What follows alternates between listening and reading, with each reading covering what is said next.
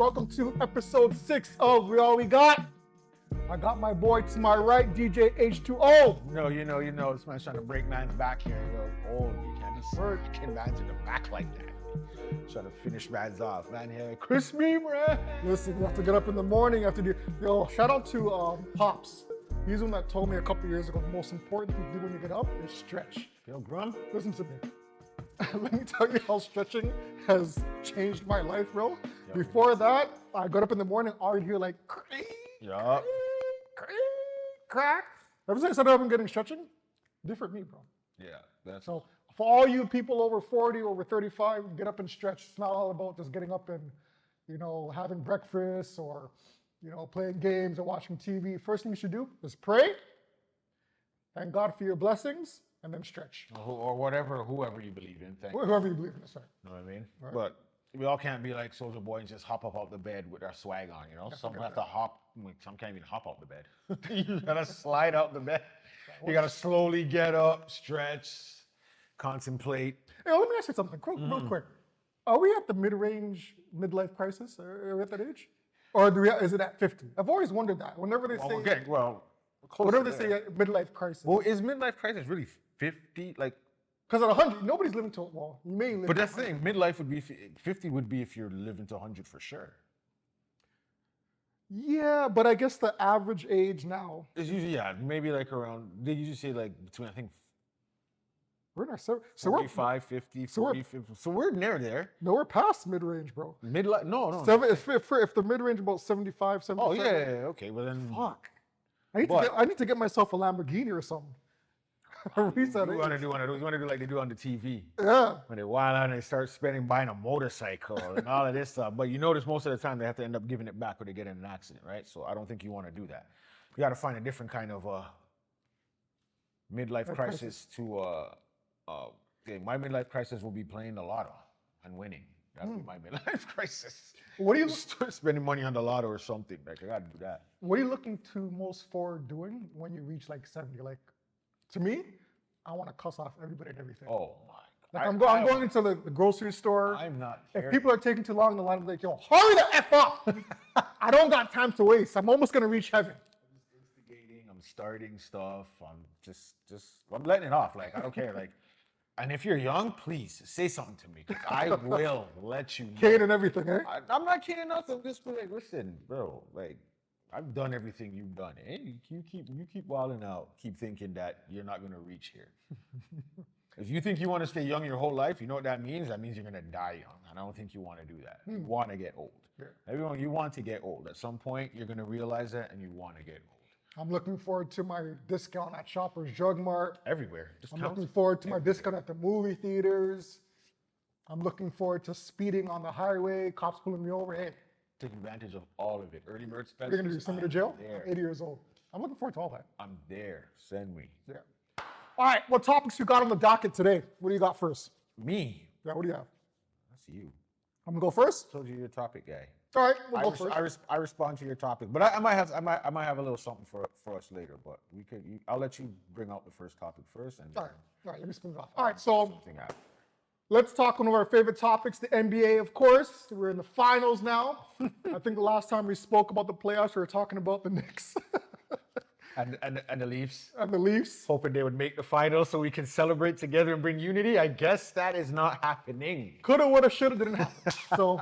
But it's nothing surprising to anybody else here. So I mean, it's whatever. It's just consistency. At least that's what we both can say we have is consistency. That's right. I mean? But now that we're in the finals, we got the Indiana Pacers, we got the Oklahoma City Thunder. Shout out to the Canadians. Who's the Canadian guy? Canadian guy on the Pacers again? Maybe I think there is one. Sorry, I don't keep up. Nemhard. I think his name is Nemhard. Oh, he's a Canadian guy. Well, shout out to him. Isn't he battling Shea? Yeah. Aren't they going at each other? That's nice.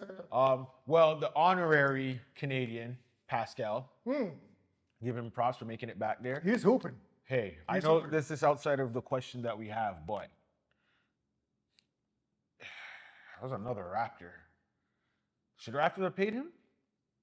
Pascal? Do you think okay, let me ask this. Not that they should have paid him. Do you think he'd still have the same result if he was here? Like, I'm not, maybe not the finals, but you think he'd still play the same? See, that's hard He'd be the same player as if he was with this Raptor squad, That's hard to say opposed because to the Indiana he's with now? it's a different team, right? Like, that's what Like I'm if you saying. have to throw in the mix, we still have Scotty Barnes. We still have what's the guy's name? Grady Dick. Right? But he would have been our leader, right? You would have had to make Siakam the focal guy. In terms of the veteran leadership, it would have to be Pascal Siakam, right? Because he already has a championship under his belt, right? So in terms of that, should we have paid him? I think so.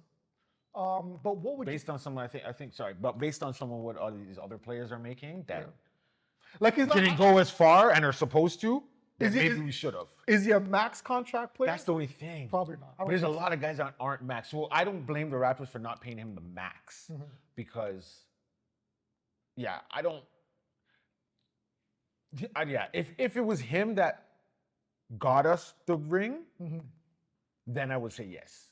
So Give do him you- the max. what do you mean if Maybe it was close him? to You don't- max you don't because think- it was Kawhi. The adding of Kawhi is what did it. Siakam was able to play the way he did because Kawhi was there to take that attention. It opened up for Siakam. No one's watching, double teaming him, Gotcha. focusing on him, knowing, okay, this is the scorer, whatever. Everything goes through him. Everything was basically going through Kawhi. You could even say even Kyle would have gotten some of that action taken away, from Siakam. Siakam was like second, third. He made himself second best scorer in that thing. But if you really just look at it on paper, you probably would have been like, for going to your scoring and get what you need, you probably went Kawhi, Kyle, then probably Siakam. Yeah. If anything. So and getting a max, no, but I would have tried to at least get him somewhere close. Close, yeah. You know what I mean? Let him know, because I mean, if you take him out of that championship mix, I don't see them winning a ring. Like I think he was an integral part to that. So because they won a ring, definitely would have been hard. Yes, yeah, yes. because they Or won a maybe ring not get it, with yeah. him, and because he was an important part, they should have paid what he deserved. But again, max, no. I mean, all these. Or even go above what you were willing to pay, what you wanted, but go above that. Yeah, And then show him, hey, look, we're going above what we want to give you. But again, that's a whole. You could say if we paid Kawhi what he wanted. I don't know if we could have kept Kawhi. I don't even think it was If we could have kept Kyle longer, if we could have kept Pascal, I think if we would have round that back, I think we'd win another ring, personally. Well, But people have their own paths, yeah. right? People make their own decisions. I think it was all on Kawhi to staying. If he stayed, then we would have kept that team. Yeah. That team would have probably stayed intact completely. Well, it was really just him that left that year, right? Yeah. Him and Green. I think Lowry left the following year. Yeah, no, not everyone left. We still had basically the same team intact. It's just we was Anunoby was Anunoby there Yeah, I remember he was there. when we got the title? Yeah, I think last year. Okay, was, so there you I think go. last year was his first year as a Knick. Or no, 2 years ago was his first year as a Knick. Yeah. So he was there. Yeah. Okay, so there you go. All right. So yeah, they could have. But again, they're showing how like he was in the playoffs. Siakam was in the playoffs. Powell and Van Vliet, and they're like this could have been the Raptors. But again, all these guys are getting these things because of the different players that are around them now. Yeah, I mean, you could say the same thing for his situation right now in Indiana, because to me, he's feeding off of Halliburton and a few other guys there. So if you take those guys off and he goes to another team again, would he be worth keeping on a max contract again in Indiana? I still don't think so. It's feeding off of other players. Honestly, he's probably a second, your second, number two. On a really He probably is one of the few number twos that probably could, I can see now maybe deserving, or I wouldn't be mad if he did, if a team wanted to give him a max as a number two. Yeah. Because he is solid like if he does get if they do end up being OKC, like he's legit. If you don't want to say he's a number one, he's a legit number two. If anything, he was the MVP for the Eastern Conference Finals, right? Yeah. And a lot of people were thinking that Halliburton was going to get that, right? So, I mean, this just bolsters his resume into his next contract negotiation. Yeah. Whether it's going to be a max contract, I still don't think he's of that superstar caliber level yet. Yeah. But he's getting there. He's getting there. I mean, with this league, he probably is. I The don't money- know the money who's that your he's doling what out. is a superstar in this league now. You know what I mean? I don't. There you have your superstars, but man, if he's passing these guys or getting further than them, if he's not beating them, but still just ending up further than them, I would like to see I would like to see Pascal on a team that really needs a star. You know what I'd like to see about Charlotte, probably. I know they have the ball guy, the ball point guy running that right now as far as superstardom is, kind of, but I would like to see him take that mature leadership role where he is that guy on a team rather than feeding off of a Halliburton or rather than feeding off of a Kawhi Leonard in Toronto. I want to see a team where he's actually definitively the number one guy. So I think Charlotte. you want to see him as a number one. Yeah, Oh, I don't want to see him as a number two, as a third option. I want to see how he would excel as that number one option on the team. At that point, if he's averaging like 25, 30 points or a double-double max, yes. Do you think he's a number one? He could be. 'Cause He hasn't been in the situation to see that though. Indiana, he's not in that situation. Toronto, he's not in that situation. I right? get it. I want to see the don't- situation but- where it's just him. But at this point, I don't know if that will do anything because if he hasn't reached, like, if we think he's reached his peak or he's at his peak right now, kind of thing, right? Like he's getting everything right now. To now after that, if he starts going down now to see if he's a number one, that's not. I don't think that's going to be a good thing. That's going to hurt because you're kind of falling off now where number ones may fall to number twos, then number threes eventually, right? Like because whatever. But I don't like. Yeah, right now is what you need to see if he's a number one. But honestly, I don't think he's a number one. I don't think you can say, here, take this team on your own all the way. He's going to need if you put him at number one, he's going to need a number two, and that number two has to be like a 1B. Can I challenge you on that? There's nothing wrong with that. That's what I'm trying to get to. There's nothing wrong if you're a number two and you're just solid or whatever. Like, number one needs you. It's not to say, oh, you're number two. We can win without you. No, there's people who can't win without the number or can't complete the goal without a number two. You're 100% right. But I'm going to challenge you on that for a second, though. When Brunson left Dallas to go to New York, nobody could have anticipated Brunson being the number one option in New York. What he proved to everybody in New York that he was ready to become that number one guy. They didn't really have that solid lead. They didn't have that guy, right? I think the same situation falls upon Pascal. Yeah. Right now, he's not in a situation where he's that number one guy. If he makes a move like Brunson did from Dallas to New York and you put him on a team that needs a number one, he has the potential to become that number one option. He just needs to be in that right situation, right? Well, to me, there's a difference between an option and actually being one. Anyone can be a number one option on a team. If the rest of the team isn't great and that person is the best option, that's your number one option. It doesn't mean it's your best option.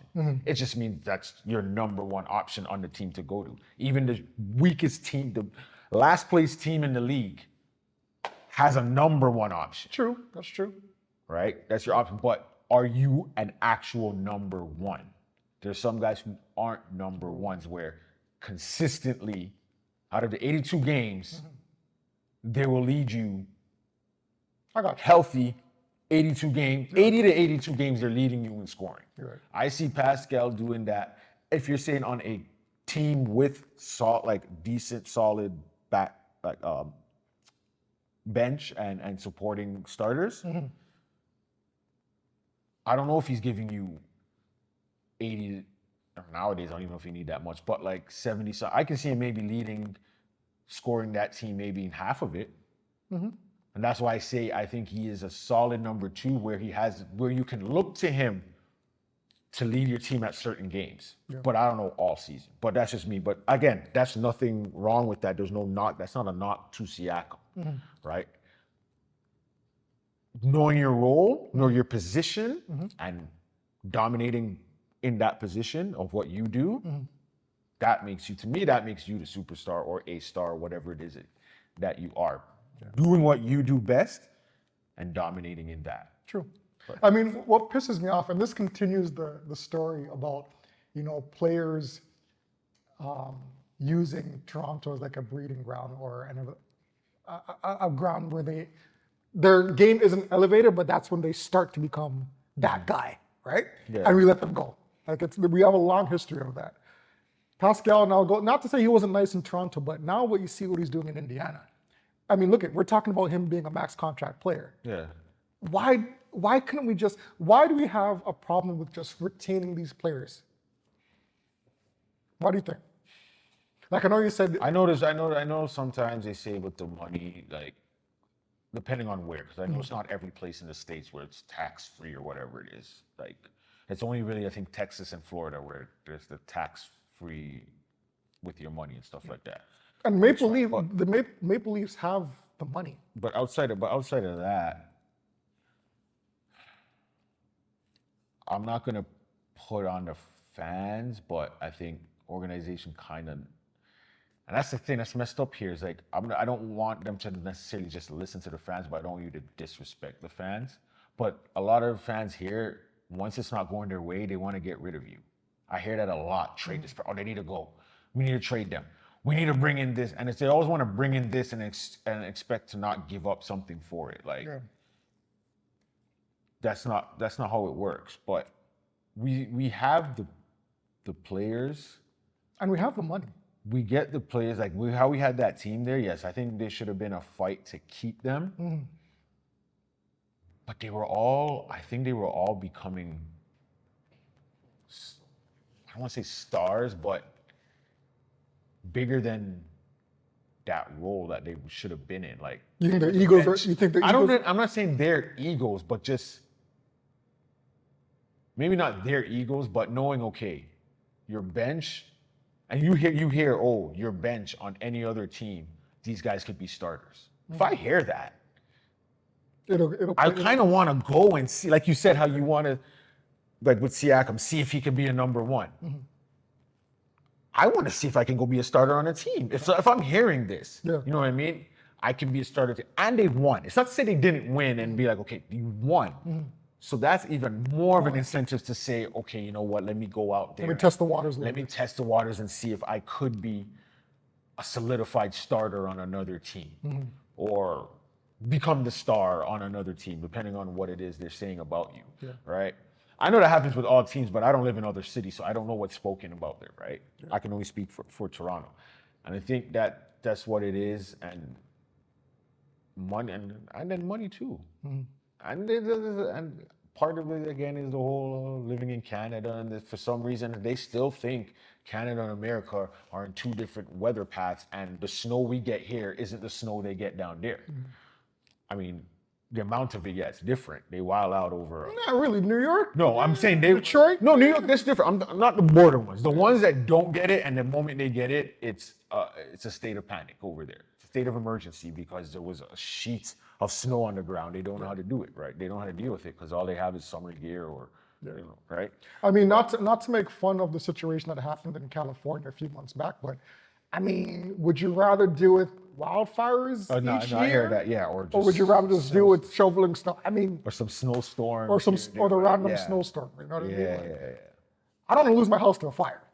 You guys have to deal with that every single year for months on end. Potential of it happened every year too. Even if it doesn't. Not potentially. I mean the size of it, depending on the size. Like you might get somewhere small. Still sucks, but if it's small and containable, you get rid of it. But then it's those ones every so often they get the major, massive fire ones. It's like, but okay. But who are you going for? You got Indiana or? Honestly, I don't care. You don't care. Because if OKC wins it, that's great for Shea, whatever, the Canadian, he brought one home or somewhat brought it home. Not home, but, a Canadian led an American team to a title. That's great. And if Indiana wins, it's only really for Seattle. Okay. Happy for him, but slightly OKC because it's an actual Canadian. I got you. That's on that. But Nemhard there is a Canadian on Indiana, I think. I just don't know who it is, but again, Shea's the big name. Yeah. For Canada, it's great for us over here. Hey, hopefully you can win it. And it's in OKC. It's not even like one of the big marketplaces you're doing it for, which is huge. That's true. Right, so. We're seeing how Indiana has run through the playoffs being the underdog for pretty much each round. Yeah. If they win these finals. Is this one of or the greatest upset story in NBA history? I think they're the number 5 seed. I'm not 100% sure, but I think they're number 5 seed. I think, not 100% sure. But if they win this series, because they beat up on Cleveland, right? They should have lost that. They beat up on New York. They should have lost that, right? They should have lost the first game against OKC in the finals. They came back from down 15, 20, whatever it was, and they won. If they continue this streak and they end up winning the finals, outside of, I'm not too sure how low Detroit Pistons were ranked when they won. I'm pretty sure they weren't were they the number 1 seed? Not 100% sure. I don't know if they were number 1, but No. I don't think they were at 8 seed. No, they weren't the 8 seed. No. But if the Pacers win this, are they legit one of the best underdogs to win the championship? I don't know. Okay. You say yes? Yeah. All right. Underdogs. Okay. Let's look at it this way. Because I gotta see how you look at it. As a run, it's a great run as in the comebacks they made. Being down by a certain point, and at the time, maybe it's like the fourth quarter, whatever Every it is. single round. That type of run, Yeah. in that aspect, yes, I'll give them that. Yeah. But okay, let's look at this. Cleveland. They were the number 1 Yes, East. listen. Record, great. Okay, they had a great record, but mind you, they've had years to be able to. They just surprised everyone this year. That's what it was. It was a surprise because no one was. If you go beginning of the year, you were not saying Cleveland was going to be the number 1 team in the East. That's true. No one That's true. was saying that, I'll give you except maybe Cleveland players to feel strong, I'll give you right? that. So, and when they got the playoffs, they already looked shaky, Yeah. and even things. So I'll give them that, but Indiana's looking at the two. I don't think Indiana was, probably sounds like the better team, really. If you, maybe on paper, they might have been a better team. I don't know.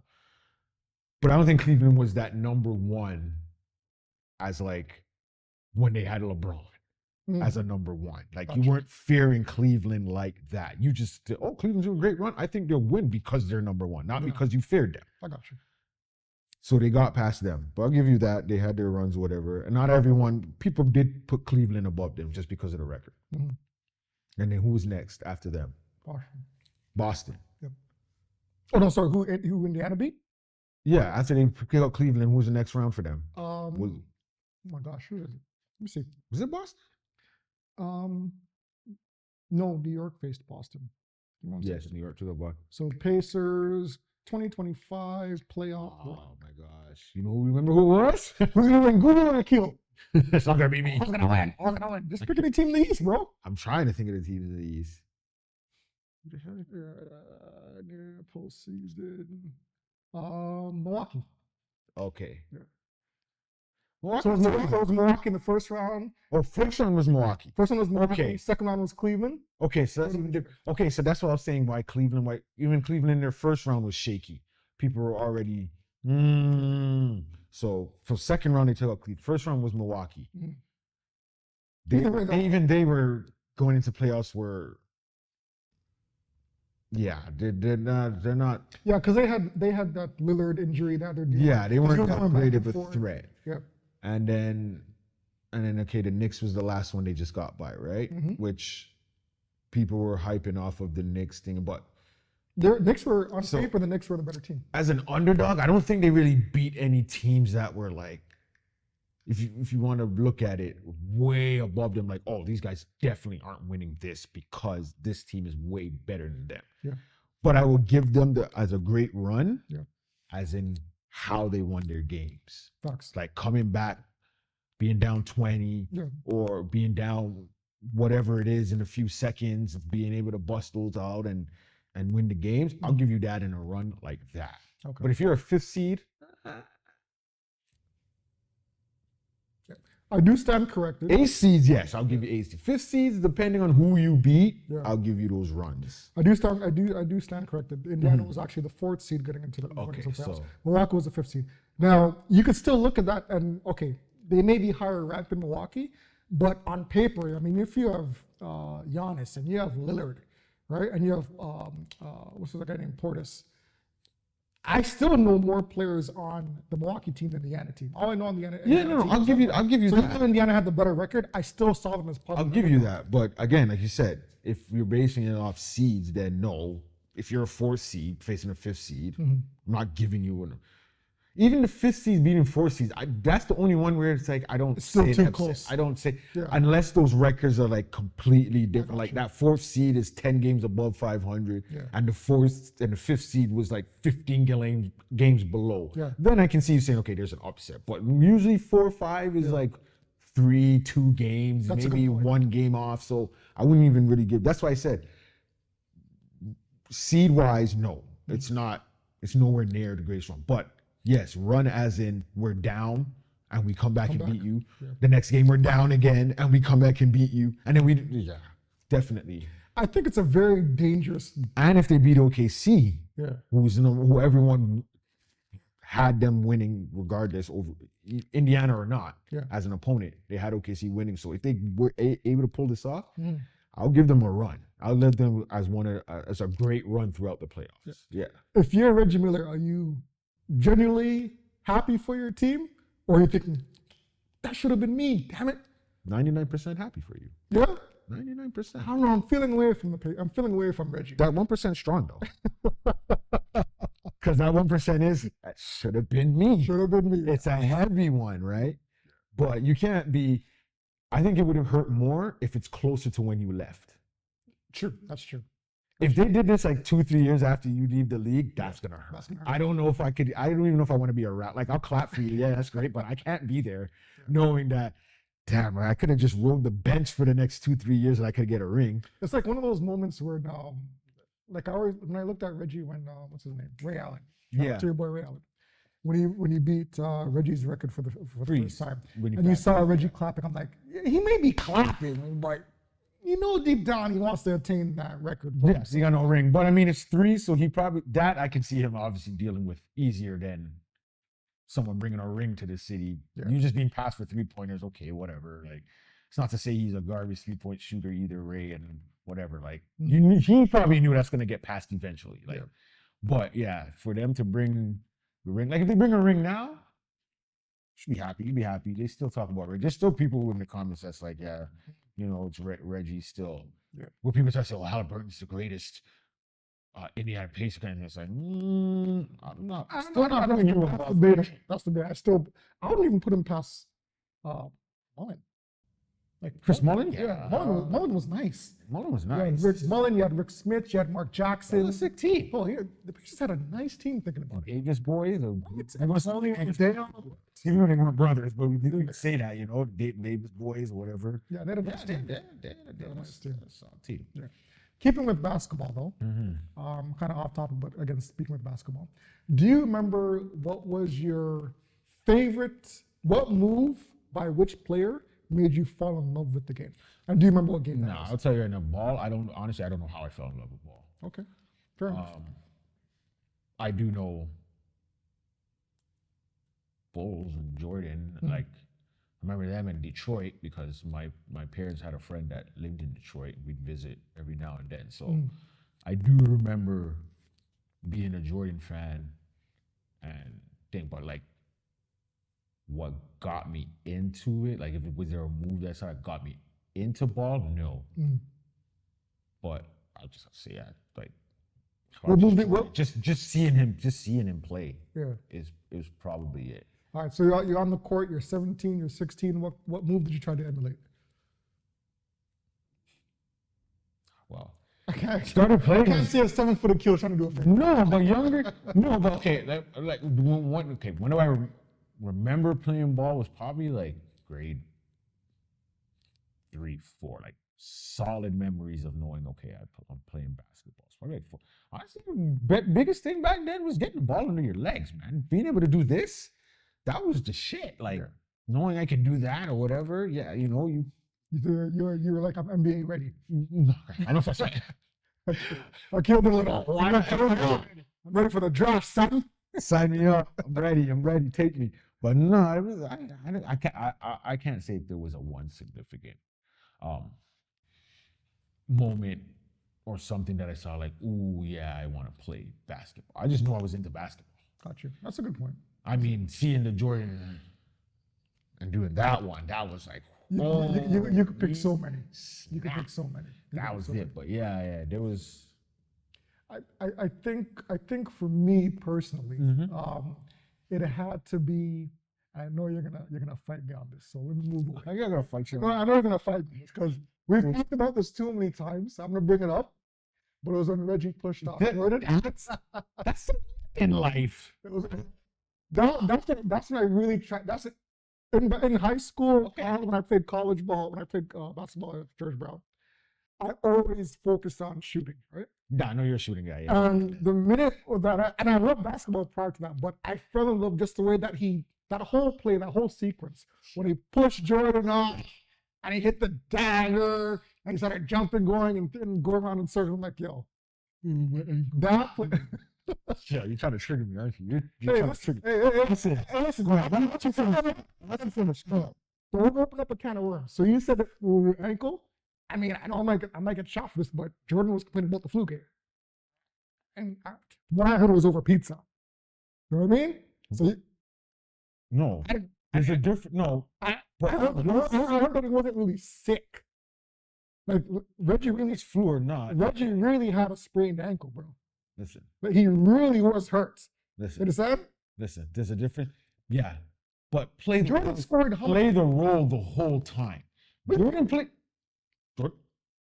Jordan had to hold on to Pippen. Oh, but listen to what I'm saying. Listen to what I'm saying. I'm saying play. Play. Listen to what I'm saying. Listen to what I'm saying. Play the role all the way through for me. Play the role. If you want to say Jordan, or was he really sick? But if you look at it, he looked sick. You can see it. Even when he hit the shot, Pippen was holding him to carry him off. Even if he wasn't sick, and he'd play the role out. Play it all out. You get a Reggie, hold on. Hold on. Go ahead. My man is going. Man, now you got to do the play.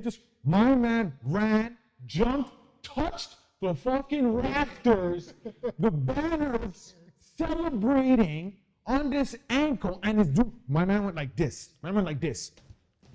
Skiing on the ankle. And then all of a sudden it was, oh, I forgot I'm on TV.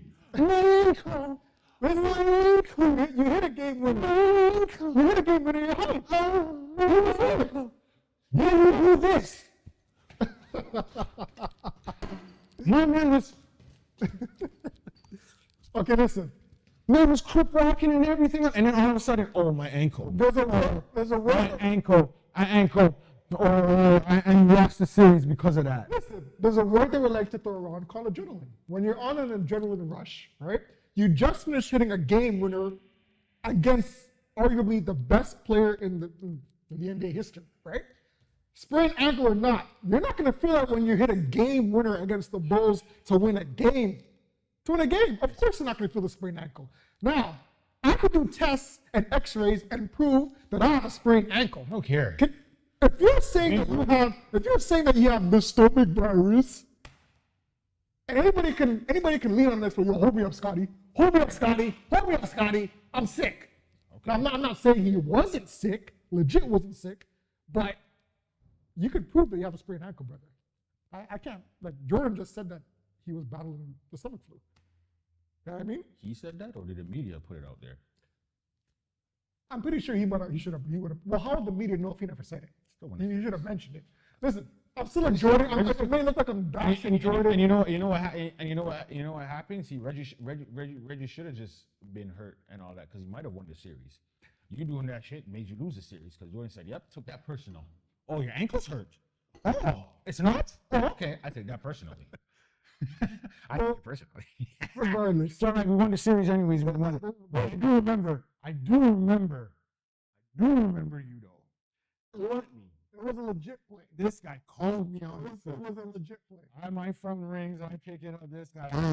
Reggie. I'm like, shut up. Let me tell you what the argument was. Listen, this is how I catch this guy. Watch this. I'm gonna contradict this guy right now. So Was that a foul? Is what a foul. What did you do to Are you Jordan? gonna try and say the angle? That one? Yeah. So See, it was. Okay, cool.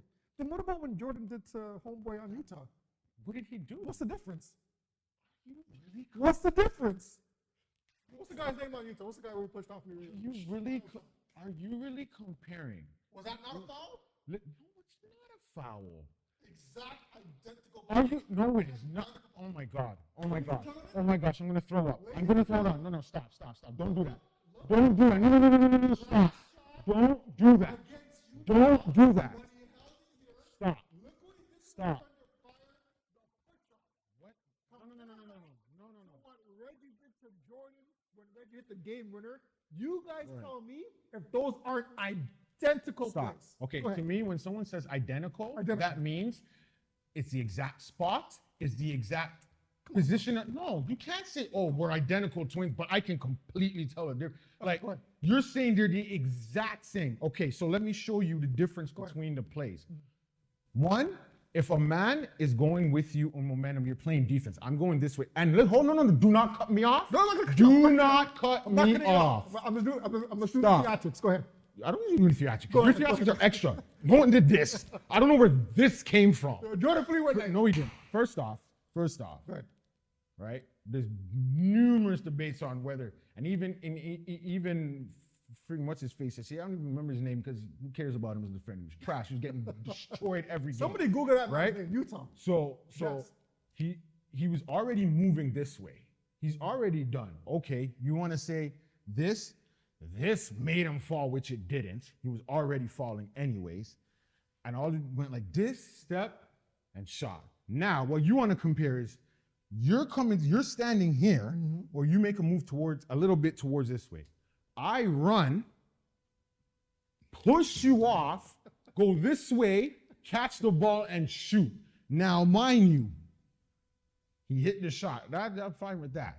He pushed off of him. He did, and Reggie said it too. I'm going to put it on the refs to see if they will make this call. That's what he said. I shoved Jordan, and they didn't make the call, which, okay, you didn't want to make the call? Fine. You lost the series. You should have made the call, and maybe you would have won. But anyways, I'm just saying they're not the same. He didn't call the foul. That's cool. That's fine, because I don't want that. Looking at it now, I don't want that. It's an aggressive play. They came at each other. He pushed off. You know what? That might have been worse because it might have been like, oh, see, Jordan gets all the calls. Look, that wasn't a foul. So you know what? I'm happy that he made a thing. But you can't say they're the same. You cannot say they're the exact same play. So the way that AK just explained it, right? The right way. You ever have siblings that say when they get caught fighting with their sibling, and when they try to explain to the parent, they kind of downplay it? How did I downplay Remember? it? When you said Jordan just went like, TJ, you saw that, right? He went like this. No, that's not how he just said it. This man fully got He up. went like this? Oh my Lord, have mercy. This man said up. You said like this? No. I don't know how someone could go like this There's and then still shoot the ball. There's no way that Jordan went like, what's the guy's name? Brian Russell. What about Brian him? Russell, there we go. There's no way that Jordan just went like this. Yo, Jordan fully pushed the man. No, you didn't. Because Oh my listen. God. Angle. You cannot say. Listen, I cannot say that. Oh, Jordan didn't touch him at all, or didn't put his hand on him. I'm not saying he never put his hand on him. He didn't touch him, but he didn't shove the man. The man didn't fall because of him. He was already stumbling. Jordan had his hand on him. Maybe did that. You see that with everyone. Even now, when guys are playing and they come in there. And they do their little hop thing and they push off. So everyone does these type of things. Even what Reggie did, that gets done or whatever. It gets done. It's hidden. Sometimes it doesn't get seen. But all I'm saying is between the two, a shove to the chest. This is easier to call a foul than if someone's going like this and he does this. Because anyone dribbling, when you go to the lane and the guys do this, is that not how come I can do this to you? That's a push off. To me, that would be a push off. That's almost the same thing there. But if I'm running at you and I do this to you to go get the ball, that's a shove. There's a difference in between the two. That's what I'm saying. You know someone's winning the argument when someone's continually pushing the other person on purpose. Because that's part of it. We're gonna We're gonna poll this. The whole thing is the we're- physicalness of the contact. We're gonna poll this. All right. Poll it. Is the Jordan push? Jordan haters and LeBron lovers will say No. Jordan I'm fouls. not a Jordan hater. Is I know the you're not. Jordan push on Brian Russell the same as when Reggie pushed Jordan? The same as in not, was it a foul? All right, put it this way. Is it between the two? If you see the two, which is easier to call a foul on? That is the question. Which is Not either- if one is, even if they're both fouls, okay? We're saying they're both fouls. Okay. But you watch the play, Yeah. and someone says, which one of these is you look at it as a blatant foul, or you can say, you know what, off the bat, it's a foul. Between the two, which is easier to call a foul on? That's what I'm saying. No hate. I don't care if you like Jordan, Exactly. like Reggie. Yeah. We'll make hate, take it out. Put your Define favorite that. players Define- in there. Yeah, forget it doesn't about- even have to be Jordan or Reggie. Forget about who your favorite player is. Just Put just your at the- favorite players in both No, positions. Forget about it. So if you're like the man said, if you're a Jordan lover, if you're a Reggie Miller fan, put that aside. Just look at the plays themselves. Right? Forget if you like Jordan in the past, if you still like Jordan, if you like Reggie in the past, if you still like Reggie. Look at their individual play, and tell me if you can call a legit foul on both of them or not, or which one has more reason to be called a foul on. And we'll leave it up. We'll leave it up to the poll. Oh no, Reggie is more of a foul. We're gonna agree. It's easier to to disagree. It's easier to call. You can disagree. I know you want to. All right, what do we got next? Who has rings though? That's okay. That's true. Reggie's gonna get his first though, Keep yourself as a- watching. as a spectator. as an We love you, Reggie. I became a Reggie fan when Jordan retired, so it's okay. I wanted you to get a ring, Reggie. as an official Indiana Pacer announcer, he'll get a ring. You know what? I'm not gonna lie. That made me like Reggie a little more still. Then what? I mean, a little more as a player when he shoved Jordan, shoved Jordan. and hit the shot. As much as I mean, hated him that moment, after when Jordan retired, I was like, yeah, I'm a Reggie fan. It's ballsy to do that against I a give it player to him. like Jordan. I give it Right? to Red. That's why it made me even more angry. Yeah. You know what? I got a question then, because it almost, I know that we're going on about the game against New York. He pulled. Wasn't that kind of similar? That's what everyone's. That's when Halliburton did the choke thing. It was supposed to be about that, but that's what I was like. No, yo, didn't he push off the defender? Like That's what they try to say, but he got another the inbound. He pushed him off, and then he ran back to where It was, but he stumbled to. Again, it's another thing. Like the guy came at him, and I guess there was contact. But you know when there's if I'm stumbling at contact against who? both of them, they both had contact with each other. It's like No, okay, someone had to initiate it though.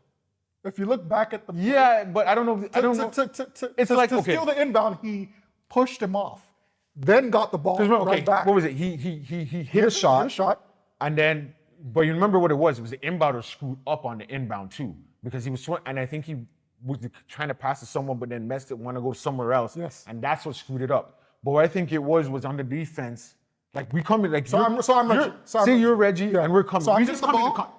No, we're trying to do the. You hit your three, Yes. right? You hit your three, Yep. right? I'm the And def- I'm the you hit your defender three, now. now you're coming back. I'm now Reggie, you're I'm the defending. defender, yes. Now you're defending. Now Yeah. I try to get the ball. I might come at you and now turn. Right. There's the contact, but it's between both of it. You can't really be like.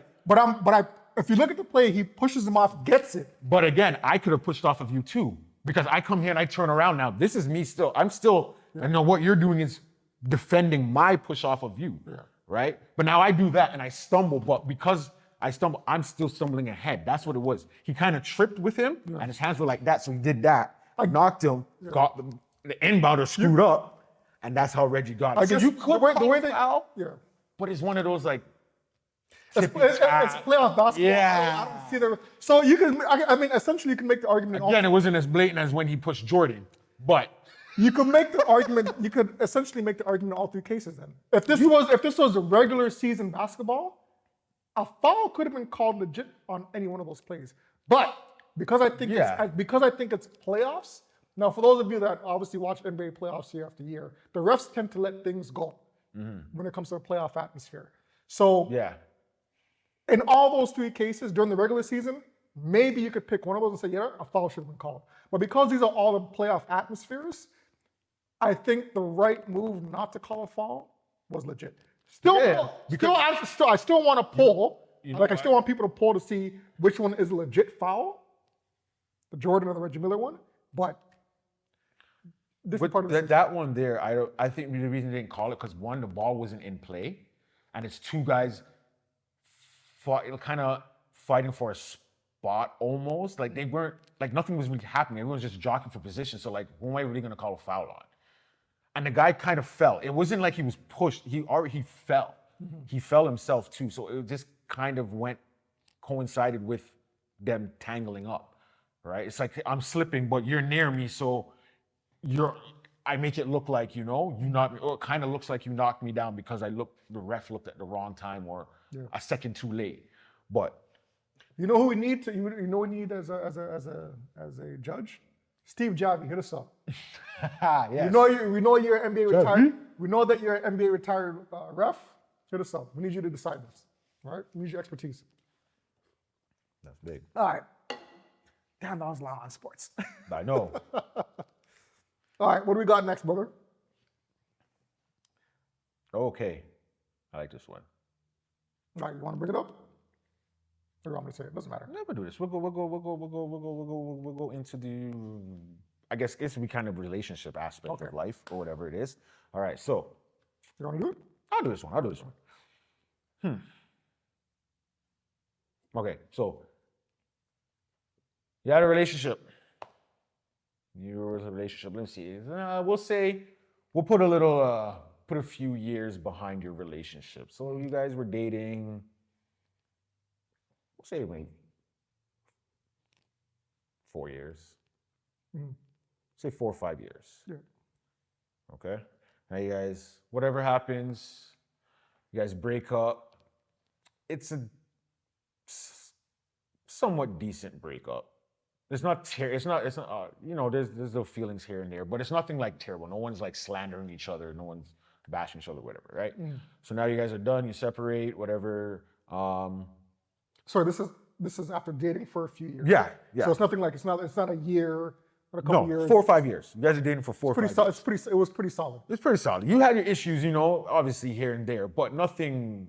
It's not like you broke up for like a year and then got back together. Maybe you guys fought, whatever. You had your things. You separated maybe a week or whatever and got back, whatever. But 4 or 5 years is basically solid, right? You guys are done. You guys kind of move on. You still kind of keep contact, know what's going on with each other's lives, but it's whatever.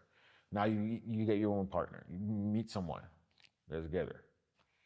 Now, is flexing on the gram or Facebook with your new significant other, your new boo, immediately after a breakup, is that cool? Is that a good flex, or is that like corny? Is that something you shouldn't do? Should you wait? Is there like obviously not the next day, right? But okay, let's just say we'll do different time periods. Say okay, 3 months. We'll just say 3 months, and now you've met someone and you guys are dating. Yeah. So this can be a tricky situation, or it can be plain and simple, right? And this is what I mean by tricky. I'll start with the tricky part first. Right? So the tricky part first is time has passed, right? Let's just say hypothetically. So it's been 3-4 years, right? Time has passed. And no, you're dating 3-4 years. You were dating 3-4 years. You've only broken. I'm going by different tiers. Yeah. You've broken up. It's 3 months now. You've been broken up. Cool. You met someone. Cool. And you guys say, okay, we're gonna try and make this work. Got you. First question: do you think 3 months is too short after dating 4 or 5 years to get into a new relationship? Like have a girlfriend, like a legitimate title girlfriend, not we're just feeling each other out. We're just talking. Like I think that's quick. Me personally, I think that. I believe some people. I think that's kind of quick. Some people may disagree. Yeah. I think 3-4 months after breaking up, that's. And it's not a terrible relationship. Yeah. It's not. You had the 4 or 5 years. It wasn't terrible. It was like really was good. Even an inkling of a marriage talk was in there too, right? There was some marriage talk, but okay. Say 3 months. I think would be in a relationship like that. Yeah, I think that's kind of fast to get a new partner. I agree. But okay. So I'm going to throw in a couple variables here, and the variable is this, right? So if we're just going to use your girl for an example, if a person's a girl, starts dating and you haven't. Yeah. Right? So let's say she jumped into a relationship, right? And she started dating, and boom, a post comes up, right? And I'm thinking about this her side, right? Yeah. You kind of feel like, what the fuck? You know what I mean? That's now if you're immature, that's probably gonna push you to go out there and find someone else, and now you're posting something on the social media. At that point, you look like a cornball. Yeah. Right? Now, for her to jump into a relationship that quick, and she's posting on whatever social media site, it could be legit that she's found somebody that's treated her right, that loves her, she's in a good space, and she wants to celebrate it by posting on social media. It depends on where your heart is.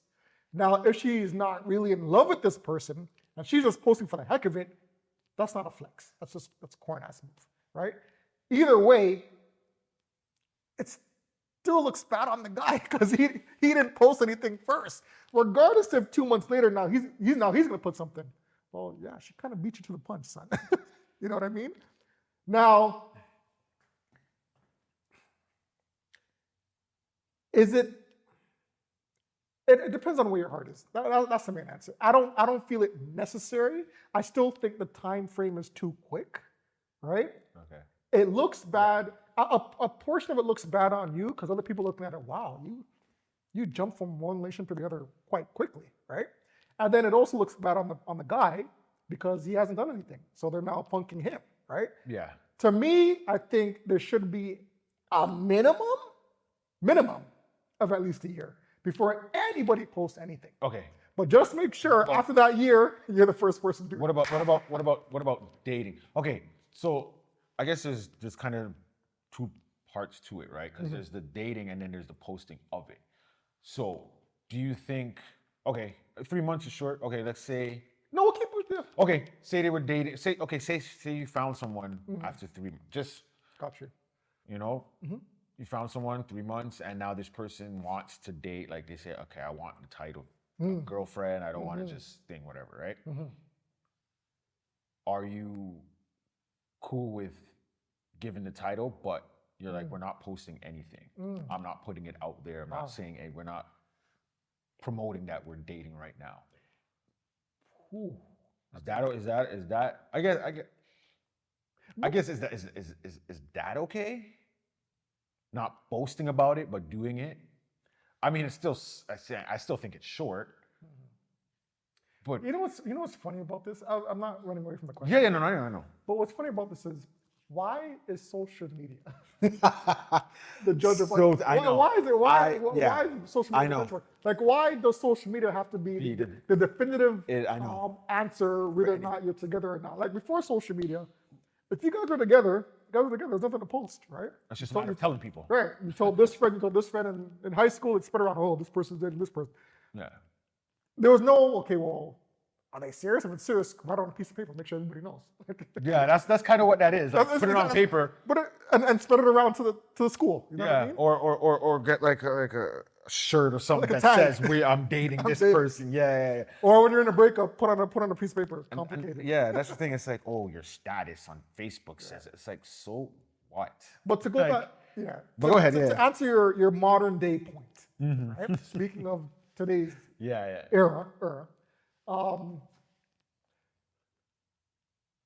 to prevent anybody else from intruding on your budding relationship, I hear that. yes, I can Okay. see that, okay, I want everybody to know that I was single, but now I'm in a relationship. So if you're getting, what do you call them now? I'm not into the DMs. Yeah. Slide into, what do they call it? Yeah, What do they call it now? sliding into DMs, Sliding into your whatever DMs, that right? is. Yeah. So if you're getting DMs and all that, and you're getting people leaving stuff on your pages, you put on there that your status is now not single, you're in a relationship, all right, that means back off, right? So in that sense, yes, I get the importance of putting it out there that you're in a relationship, so it fends off other people. But if you're just doing it as a corny comeback, Yeah, trying to save trying face. to just save show face, off, trying to show off. Yeah. To me, I find that whack. I'm just saying though, if you're gonna do that, make sure you're counting the 365 days, and then boom, you post it. have it set. You're forced to pull that trigger. You know Yo, what I mean? just have it set for that date.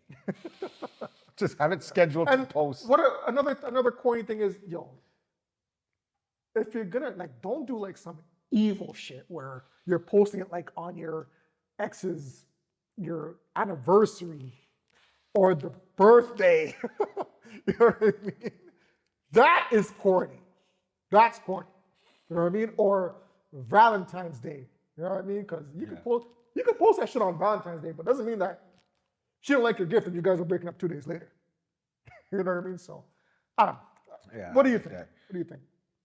Yeah, I don't see this whole like, with the whole posting and stuff. I don't think anyone should feel forced to post the other, like whether they're in a new relationship, they're not, or if they break up or not, because no one puts the negative stuff out there anyways. You're only gonna know because they change their status. No one's gonna put a picture of the two of them standing together. Some people might. Some people will do that. Like they'll post the negative stuff. And I'm not against that either, because that's how it should. Like really, that's how Instagram and Facebook stuff should be. Like the good and the bad, you should be posting, because a lot of people, everyone just posts the good, so everyone keeps thinking, oh wow, look at this person's life, it's so great. And I mean, you shouldn't be living your life looking at others, but come on now, that's just the world we live in, right? You look at stuff and you'll look and be like, oh, this person's went here, or this person's doing this person's doing that. And that's great. And what you got to look to though is the gaps between when they don't post. That's probably when, I'm not saying always bad stuff's happening, but usually sometimes that's when some negative stuff's happening. They don't post that. People should post certain, not all the bad things that are going on in your life, but just be like, yo, today was a bad day. You don't even have to say what it was. Just say, today was a bad day. Boom. So at least everyone knows that. But even then, like you have down days and stuff. I don't have to guess, but everyone has a good day, a bad day. Do you feel as if it's people post just to get something off their chest, like legit? Yeah. They're like they're so Therapy. just exactly. So it's a therapeutic tactic, right? So they can't talk to their family members. They can't talk to their friends. So leaving these little breadcrumbs on social media makes it look like, okay, they're going through something relationship-wise. People may show concern or just leave a little heart emoji or a break note, say little sign that they're there for you. And that aspect, if they're without saying the status of your relationship, right? If you're instead of like, forget about posting a picture, right? Just say that you're saying I am in a relationship. Is that still considered corny, or is it that okay? That's fine. No. So I didn't post a picture of me, hugging up on a girl, or she didn't post a picture of her leg on a man. They're just saying that their status has now changed from single to now being in a relationship. No, there's nothing wrong with that. There's nothing wrong with that. No, because it's just informing the people, your people. It's not you. So it's not a flex. No, because all you're saying is just the status. You know what I mean? You're not like bragging on it. And That's like right. putting all this extra stuff that's unnecessary. It's just, hey, like if you've already had a status saying you're single, obviously you change it. Like if you're with someone, put it. If you didn't have no status up and you just want to, I don't think it's corny, but it's like, okay, why did we need to know that? We didn't know you were single before. I didn't know anything about you that. But you just put it up there and just saying, hey, I'm just changing my status. Saying, hey, in a relationship now. That's it. Okay. Not corny. No. Okay. Your ex, a week later, changes their status. Is that now corny, or, now, shit. were they I wouldn't- already in the relationship before me Yes. and didn't change it? But now No. I get into one, I change mine, and then they change theirs. I know you changed it because I changed mine. I don't know if it's corny, but it's a corny as in like, I don't care, corny. Like, okay, I'm curious as to why you changed it now.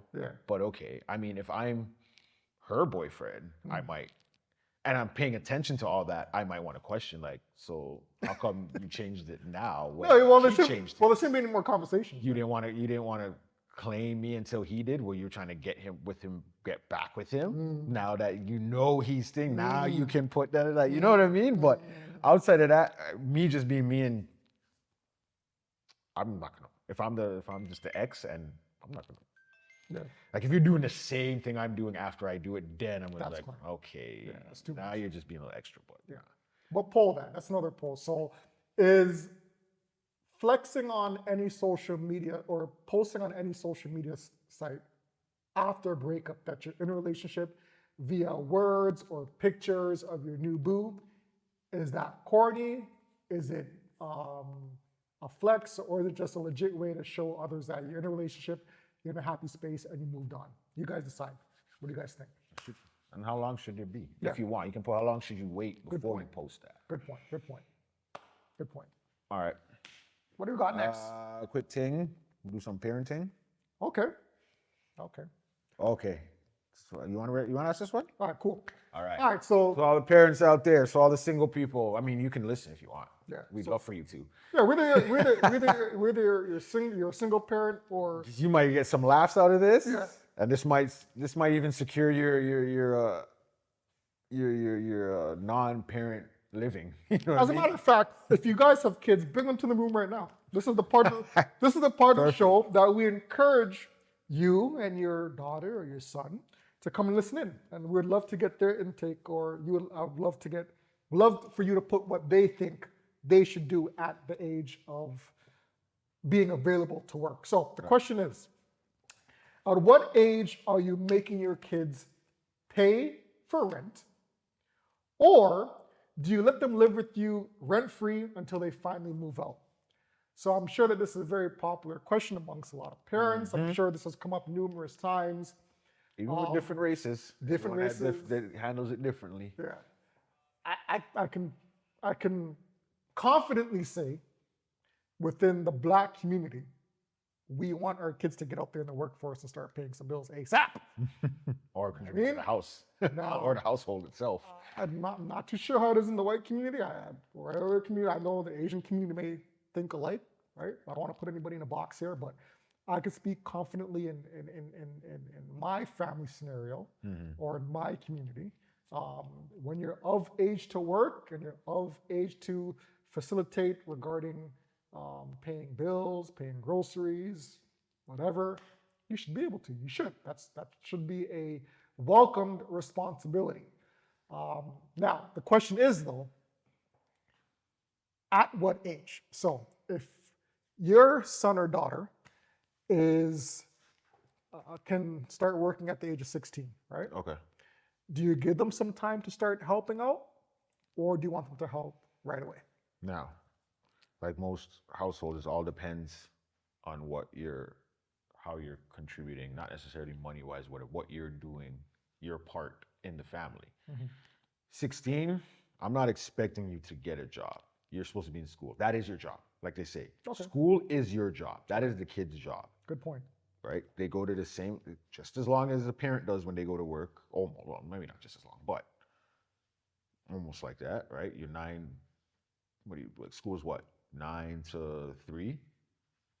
Somewhere around there, usually. What are you talking about? School. The hours? Yeah.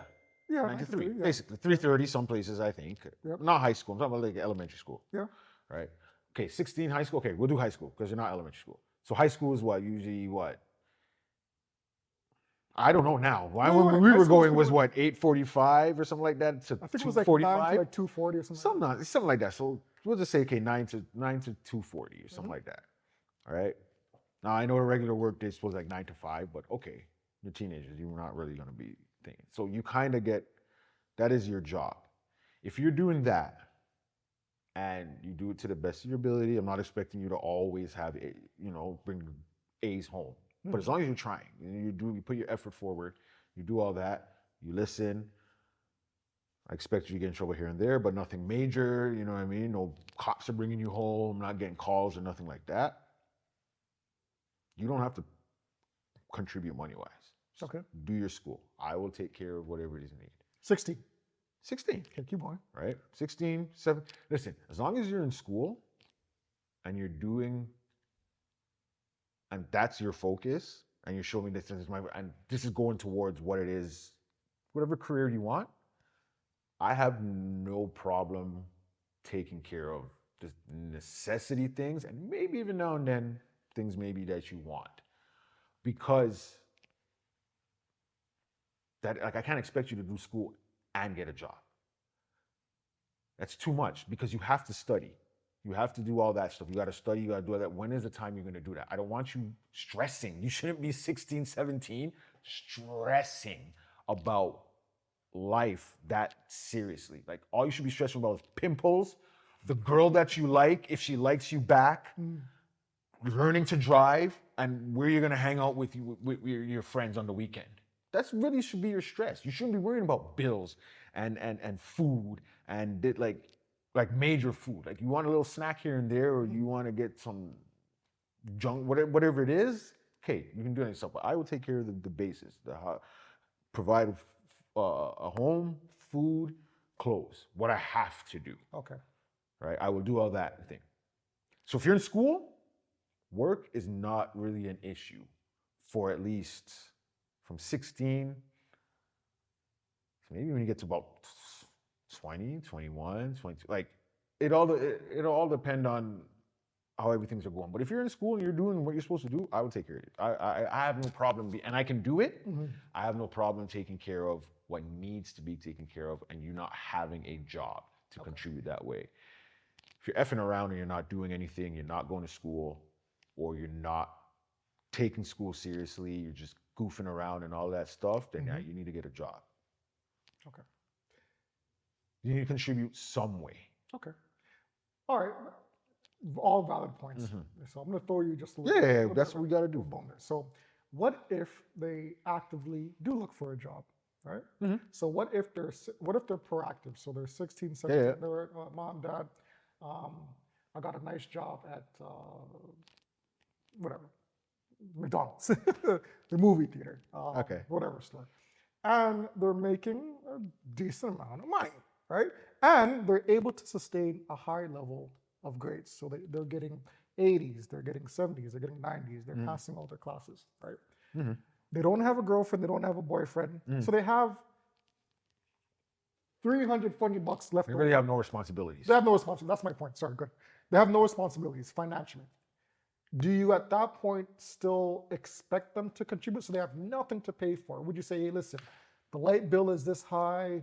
I don't want, that's not their responsibility. I know parents, we do that, right? But it really isn't their responsibility. That's yours. That's the parents' responsibility. Like the light. What about this? They're still eating out of house and home. The lights are on. Okay. No. Sorry. You know what? My bad. My mind keeps reverting back. I keep looking at kids' age. Yeah. I keep forgetting we're doing the 16, 17 scenario. Yeah. But again, okay. So 16, 17.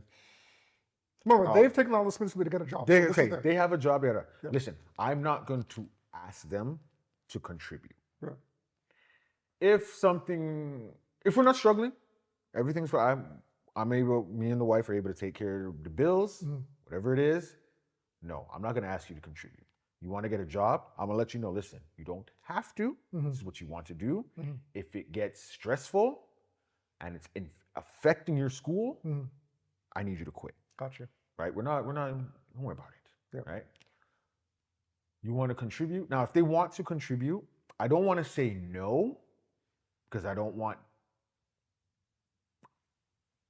them to possibly later on develop if other people say no. Like I just don't want them to get a thing of not having to contribute or feeling like they don't need to offer.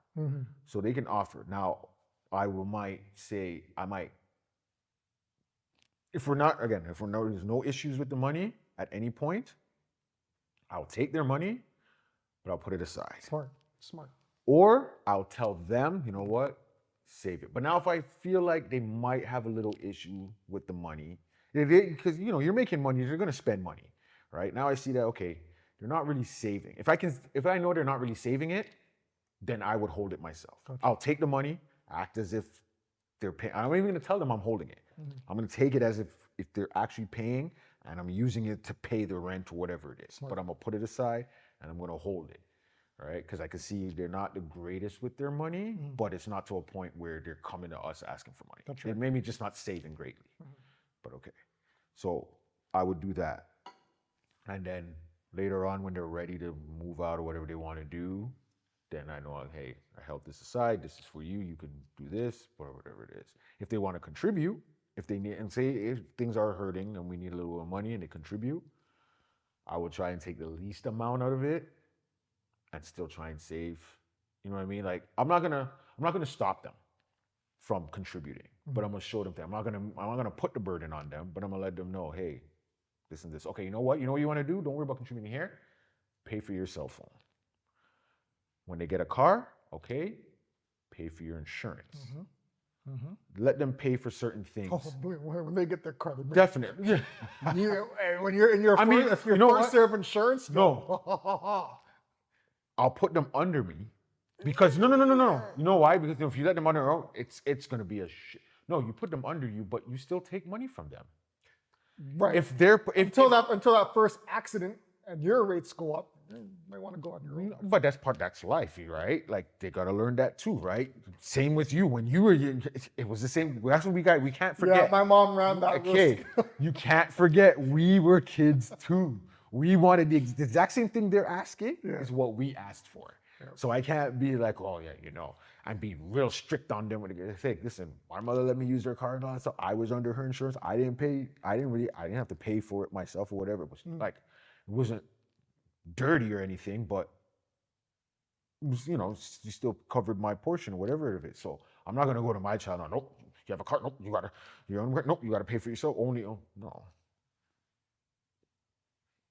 But I will, if they can afford to do it, I will. As I said, I will take it. They need to learn to be able to pay things. I know that, hey, the money you get from your job, all of it isn't going to you, eh? Like, it's got to go out. Like, when you get older, what you think you're making is not what you're getting. They come and take out their pocket first, and they leave you with stuff left. And they'll learn that really quick. Get a business first, then it's the other way around. Then they'll let you spend and then take after. But you'll learn all that later. But yeah, with my kid, with that, if you're doing you're doing your schoolwork, you don't have to worry about giving money if you have it or having to have a job. If you want to get a job, a side job that's not affecting you, boom, do that. You get a little cash on the side. Hopefully you save it up. If you can't save it, then we'll put it aside for you. Yeah.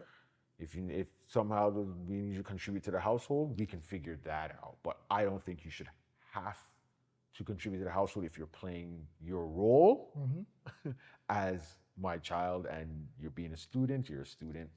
You do your thing. Yeah. Don't act a fool. You want to be grown? Sure. be ready for grown stuff. See, this is why I appreciate working with this man across from me. Because you always need a dynamic of a difference of opinion. That's it. That's how things flow. That's how it's supposed to be. So I'm not going to say I fundamentally disagree with you. Okay. But I'll drive a different lane. Yeah. Right? There's nothing wrong with that. Right. But there's some aspects that you did hit upon that do make sense. Yeah. And that I do agree upon. I agree with some things that you said, right? But I am going to say, with me, with Palia, Theo, and Joseph, whatever, once you reach an age, and I'll agree with you, if your ass ain't in school, and you're not showing an initiative to get an education, Palia, Theo, your asses are working. There's no argument. There's no ifs, ands, or buts. We can share the same last name, but you're working. If you don't want to go to school, and you show no interest in getting a higher learning, your ass is going to go into the workforce and you're going to earn a paycheck and your punishment is contributing towards the house. Now, yes, you're going to have money left over for you. It's your job. You're working. Yeah. You're absolutely entitled to hold back that money, but call it severe and also call it an opening to how the real world is. You don't have an education. You don't want to go to school, I am going to take your money. I'm going to penalize you, right? Yeah, okay. If you want to hold on to your money, right? If you want to hold on to your money and you want to show that, listen, I'm working hard, I can handle my responsibilities, I can do school and I can work, keep your money. right? That's- You're yeah, showing yeah, yeah. responsibility. I have no problem with you keeping your money, but you have to go to school, right? Yeah. So in that Yep. that aspect, I'm kind of aligned with you. Yeah. Right? Whereas to the point where if you're working and you can juggle school and you're doing good, tell you what, save your money. Yeah. We're good. If we can handle it as parents, Yeah. save your money, Yeah. right? Same thing. Yeah. Yeah. And as long as you're not spending it on stupidness, understand? Like, I'm gonna admit to y'all, right? Back in the day, and as you know, I just told this guy off camera before we started the program. When did I start working? 16, 17, when I was working at McDonald's. Listen, I ain't ashamed to admit it. And all you people that are working now, I'm not gonna name drop anybody, but you know who you were. Carrier Drive. Carrier. Albion Mall, Kipling Avenue. You guys know the location. Dixon, those McDonald's days. We were earning $6.40 an hour. Understand? And with my little $200, $300, $400 check, video games, basketball cards. You know what I mean? Yeah. Going on dates with girlfriend. Yo, we're taking taxis. There was no Uber back in that day. You know, taxis Taxi or cost TTC, money. one of them. Never cost. So these things cost money. Walk. So at a younger age, I was stupid, right? And my grades were up to par, right? Now, if I was my own parent, and my mom did an excellent job parenting me and disciplining me, but if I was my own parent being more strict, right? I would have said to myself, right? I would have said to my younger self, all right, you're working. You're also going to school. Because you're not doing that good in school, and because you're using my lights, and because you're eating my food, Yeah. I'm taking a portion of your check. Yeah. Now, you can see that as punishment for not concentrating on what you're supposed to be doing and spending it on frivolous, stupid stuff, right? So going back to my current situation, once my kids are of age to work, if they are doing good in school and they're earning a decent paycheck, it would be nice if they said, here, Dad, here's a little $20. Here, Dad, here's a little $40. Remember, this day minimum wage ain't the same as friggin' No. back in the day minimum wage. Yeah. Like, what's minimum wage now, by the way? What is it? 15. 15? Yo. 15, I could tell you right now what I can do at $50 an hour. Understand? But you do remember, you got to also remember cost of living has gone up too. It's not to say cost of living back then, but we're making minimum wage now. That's very true. But But I hear what you're saying. hold on a second. I do hear what you're saying. Because we know the cost of living right now, we're actually keeping our kids at home now because we know the cost of living is outside. Yeah. Right? So because we know that cost of living outside is really high right now, majority of us are keeping our kids here longer, right? So they're banking all that money. If they're banking all that money, $20 is nothing. I don't know I can't do the math. I'm not a mathematician, but $15 an hour times 8, times that 5 days a week, times that every 2 weeks. How much are you pulling in a month? Right? You're telling me 50 bucks? As a teenager. As a teenager. Responsibilities. Yeah, You're that's, telling me- that's a lot of money. That's a good amount. You're telling me 50 bucks is gonna hurt you? Right? So What you're saying. to end my point, I think that definitely if you're not going to school, you're working. You're working. If you dropped out at 16, 17, 18 and you're not going to school, give me some of that paycheck. No ifs, ands, or buts. If you are working and you're going to school and your grades up to par, like you said, That's basically it. contribute. That's basically what it is. And when you break it down, it's just if you're in school, be a student, do what you put full effort, and that's all you need to focus on. Now, if you're parents that have Right. a 20, 25-year-old, 30-year-old at home, and they're not in school and they ain't working, this conversation's over. That's I don't know what you're dealing with. That's something I don't unless there's some type of situation like a medical situation, something like So that. you're- And you're- I understand all of those. We're not talking about that, obviously.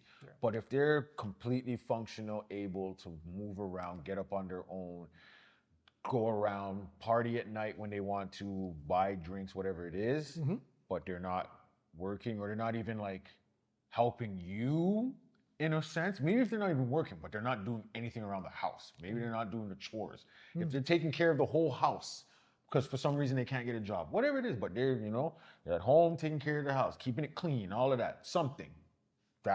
You got to do something kind of thing, right? Like, Is that okay with you though? I'm not So going to they're not working, they're not in school, but they're doing chores. I'm not going to say it's okay if you're actively looking for a job, because, it is hard. It is kind of hard, right? And I would prefer for you to look for a job that you want to do or something that I know you'll keep around rather than jump to a job for 2 weeks, 3 weeks. Oh, I don't like this job, I'm out. And now you're going to jump to another job 2, 3 weeks. I don't like this job, I'm out. If I know you're pursuing a job, you're looking, this and that, you're actually out there putting out resumes, you're getting back, and you're getting responses too. Maybe they're saying you're overqualified. Maybe they're saying you're not qualified enough. But whatever it is, and you're doing that, and I'm here working. I'm like, listen, you have money, but you know what? Keep the house clean. Do the chores, clean the yard, whatever it is. You gotta take me to my appointment. If I can pick whatever you doing, all of that stuff, I can tolerate that. I can deal with that until you get the job. That's not going to be for the rest of your life now. Yeah. That's not. It's not going to be like, here, let me just take care of the house and no. That's not going to happen for the rest of your life. Yeah. But in a situation, special circumstance, we can negotiate that out. That's not going to be an option, an everyday option. It's a special circumstance where we can use that as a payment in a sense. Okay. But yeah, they have a job, contribute if you can. If you can't, make sure you're doing something with your life. Okay. Oh, kind of a segue, but still on topic. Unless you got something else to add. I want your opinion on something. Go ahead. Okay. All right. So let's just say, let's say your son or daughter get a job that is socially unacceptable. E.g., they work at a weed dispensary. So they're 17, 18 years old. They work at a weed dispensary, right? Or they work at a strip club as a waitress or a waiter, right? They're contributing. Yay or nay? And it's a legit question. Okay. So now we're putting the type of job that they're using to help towards the bills of the house. Does that matter? Okay. All right. Welcome, everyone. So what we're talking about now, the job contributing, it's what job they have to contribute. Okay. Gotta answer, man. No, I know. And it's a good question. That's what you got to think about. People who just pop off. I mean, maybe they've been thinking about it for a while, but I can't. Are they home? Do you mean like this is they live at home still? Or this is just aside from this has nothing to do Either or, doesn't matter. They just have a job. This is their job. So they're working, they're in school, but they have a job that, again, I'm just naming it, there's probably if they have to do a job that they're not happy that it's socially unacceptable. Maybe socially. Again, I don't care about all the time what society thinks, because a lot of stuff society will shit on, they'll agree on something else that isn't good either. So, but just an aspect of the questions you're asking for socially, you know what? I might want to be like, listen, I'll take care of you until you can find it better. Anytime I hear this man say they might, I know that there's something coming up. All right. What if they're like 21, 22, 23? You say they're at home. Right? All right, they're at home, but they're at home working on OnlyFans. Yo, they're giving you like a good, cool $500 here. Okay, listen, at the end of the day, okay, do your job, do what you got to do. If there's something you got to do that you don't want me to know about, then that's on you to either continue to do it or not. Like, I hope you don't, Yeah. but I can't. Like, I'm not gonna be the I'm not gonna be the hypocrite and be Hypocrite. like, You're gonna go on OnlyFans too? I'm not on OnlyFans. I'm not, but He's on. I'm not against. He's on OnlyFans. I mean, obviously, I'm on OnlyFans. I can't tell my child now you can't be on there either. Like, shoot, let's collab, do a video. But I'm just saying.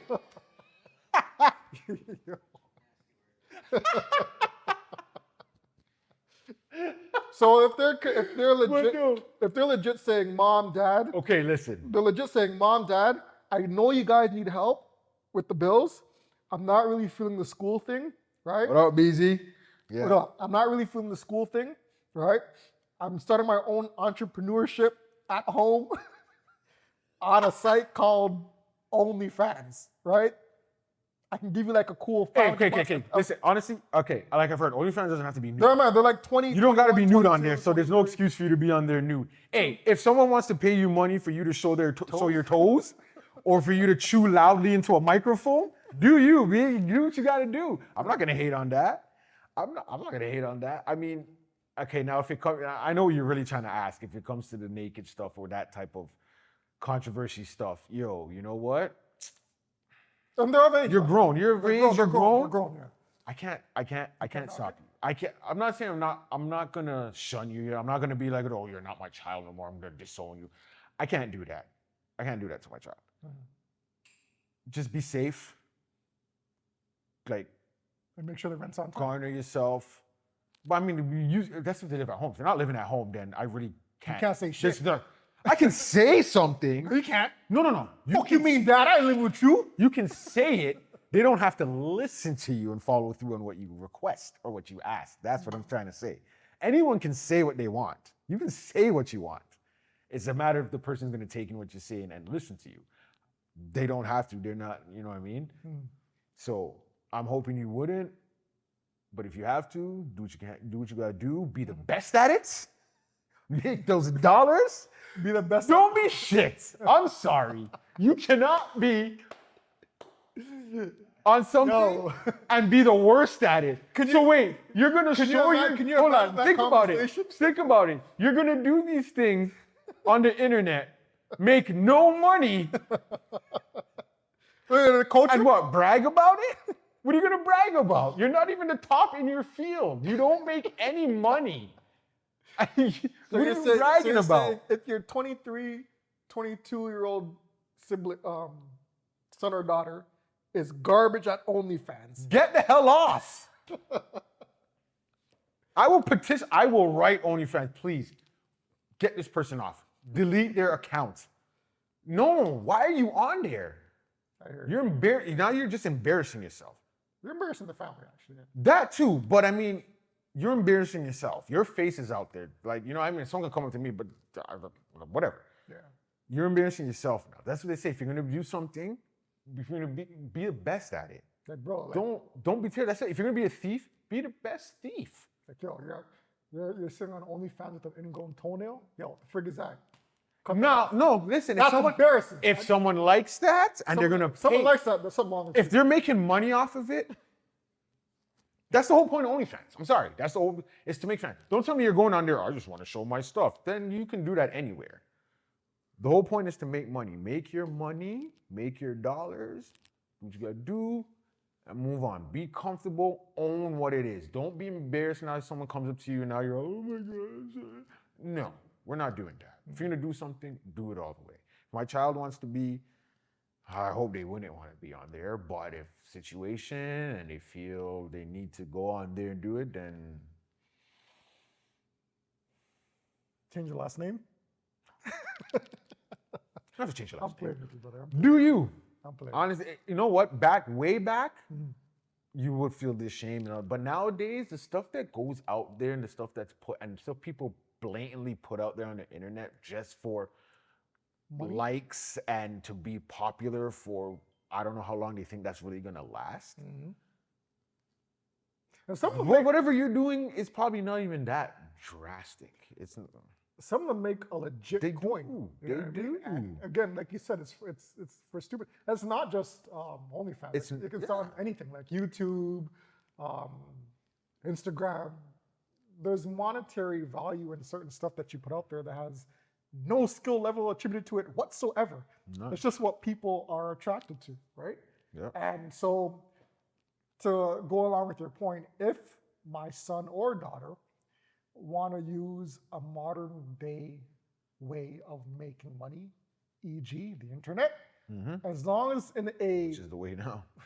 as long as it's in a tasteful, I never say tasteful, but as long as it's in a way that doesn't put down the family name and doesn't hurt you in the long run, right? Because remember, whatever you put on the internet now may hurt you 5 years, 10 years from now, right? Yeah, So you it could. gotta think ahead, right? So as long as they're doing something on the site, and if they're contributing to the household, if they're saying, "Here, mom, I made this amount of money from doing my social media thing. Here's $500." It's kind of hard for me to turn that down. If they're giving it to me, right? Oh, yeah. If they're giving it to me to help, I'm not gonna say no. Yeah. $1,000 kind of helps. You know what I mean? All I'm saying is own it. Whatever you're doing, just own what you're doing. Yeah. Be able to back up or explain whatever it is and go about your business. And not everyone's gonna be happy with what you do. It doesn't matter what you could do. You could be you have the nicest job in the world, and people are gonna criticize you about it for something. So as long as you own what you're doing, do it. If you can step up and be fine with it, that's fine. I'm not gonna disown you. All that disown your child, and I don't care what it is you do. Like, I'm not gonna disown you. Yeah. Right? I can't do that. I created you. Maybe part of what it is you are could be because of me. I don't know. You guys think I'm lying? I'm telling you, this guy has an OnlyFans account. You know, I'm not capping. Soon. When this blows up, I just don't know what I'm gonna do on there yet. DJ H2O. Not DJ naked. TJ, you subscribing to that? I hope not. I hope you don't. Jen, that's all you. That's all you. Send people. Send That's people. all you. Send people. All right. You got any topics? You want me to end this one off with one? Let me see what I got. Thanks, guys. No, we don't need this one. I don't need to share this one. I'm gonna list off the last one. Let me see if I had one. I think I had something in. Did I have something? Oh, maybe. Hold on. Let me see.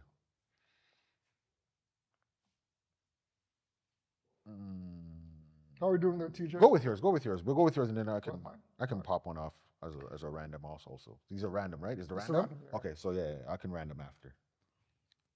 All right, so we got a random question out there. All right. This is dope. This is a This one. what's the abbreviation? What would you do? WWYD. Yeah. What would you do? What would you do?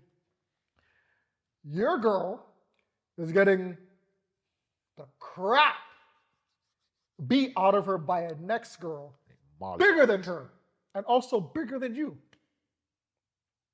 Do you step in and save her and throw hands with this bigger girl just to save your girl? Or do you run and call for help? So, in no way, shape, or form are we promoting any type of violence towards the opposite sex as it pertains to Self-defense right now in this moment. That's what it ends up being. We're in self-defense mode. We're not promoting any physical violence, period. Whether it be man versus female, female versus man. Especially if it's a male versus a female, right? Wrong, no. But in this particular situation, if you have like some 400, 500-pound gorilla beating up on your 100-pound soaking wet girlfriend, that's boom, boom, boom, boom, boom. She's almost on life support, right? Do you step in and do you beat up on the girl, the bigger girl? Or do you just try to separate them as best as you can? Or try to get some help? What do you do? Okay, so the scenario now is Male versus a female. She's on top. No. She's rushed my significant other. Yeah. For whatever reason, they're in a fight now. Okay, are we doing this from the beginning? Or is this already, we're just hopping half? You want my answer from I want your in the middle of the fight? No, I'm saying, do you want my answer is I Am I seeing this from the beginning, or I You're pop seeing up from on the start scene? to this. Okay. I see it from start. That's what. Okay. So you're seeing. All right, how about? I'll make it even sweeter, right? So you're seeing something that's about to go down. You see this 500-pound gorilla approaching your 100-pound girlfriend. She's taking off gloves. She's taking off weave. She's taking off shoes. See, what's that, Fresh Prince? She's taking off the fingernails. Here. And she's coming straight towards straight towards you and your girl. But Yo, you know that. babe, you know her? Yeah, I do know her. You got my back? Why is she coming towards us? Because she has beef with me. Mm-hmm. Right? Mm-hmm. So she's coming. Do you think you can take her? Well, you're here, right? Why are you still standing here? Why have you not turned around and ran yet? Why are we standing here? Well, listen, I grew up in Rex, skipping an ad. I don't want from nobody. Hey, she's coming towards me. She wants a problem. I grew up in Maple. I don't fight. I don't give a crap. You know what I mean, she's coming towards moi, right? She's coming towards me. I'm gonna throw some balls. No, I may lose. Ready? I may lose. What we doing? Right? But I'm defending my ground. I'm standing on 2 feet strong. You know what I'm saying? So she's coming towards me. I'm ready to fight. I'm down on the ground. Right? Because she just walks up, she ignores me, and just goes straight for you. Yeah, she ain't gonna fight you. Her beef is with the girl. Her beef is with the girl. Right? She'll see, boom, boom, boom, boom, boom. You as a male, do you jump in? I gotta shove her off. I gotta give her a good push right off of her. Okay, and then I pick my girl up. A shove ain't working with this. Yeah, it will. Shove ain't working. Yeah, it will. Shove ain't working. Yeah, it will. You can't tell me what's gonna not work. Maybe a chicken burger like in front of No. A shove ain't working. No. A shove will work. Okay, let's say the shove don't work. Like you're shoving her. No, when I say a shove, I don't mean I'm doing this. Yeah, and to you, she's going like this. Lying back. Boom.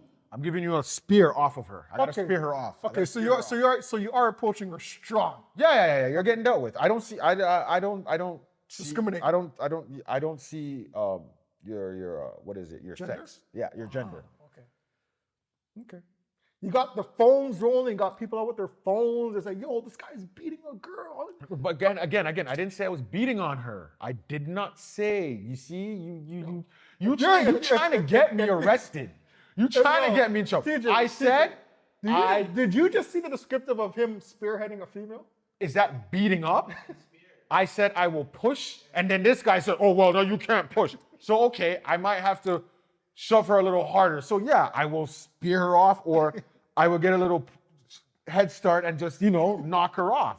I didn't say I was gonna stand here and beat up on her now. No. I'm gonna knock her off. Okay. Get her off my woman. I'm gonna pick my woman up and get the fuck out of there. We gone. We leaving. Okay. So I don't need to beat up. I don't need to beat up. She didn't attack me, right? Okay, cool. Let me rephrase now, that. Let me rephrase that. No. Now, let me rephrase it. All right. You're not beating her up, but you're throwing some balls. I'm not throwing balls if I don't need. My whole thing is getting her off of her. Okay. Once I get her off, then I tend to my woman. Now, if Big Ting now wants to come and attack me, now I will defend myself. I'm not gonna go over I will defend and do what I need to defend myself. What if your girl doesn't help? She can't help me. She just got beat up. You're not expecting her to help. I mean, you just helped her. Yes, but she's not in a position to help me. So you're making it worse. But she's some Alvin and Kipling. But she can't help me. But she's from Rexdale. That doesn't mean nothing where you're from. You need to protect who you are.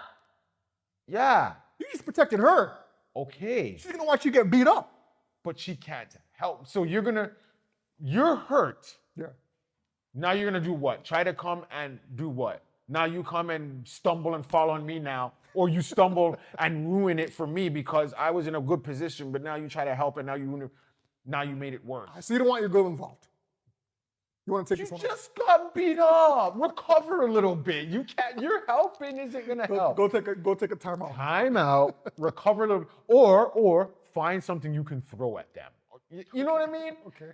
If you want to contribute, do it in that way. A weapon or something, sure. But like I said, I will knock her off, take my girl, and we'll leave. That would be the ideal scenario. Okay.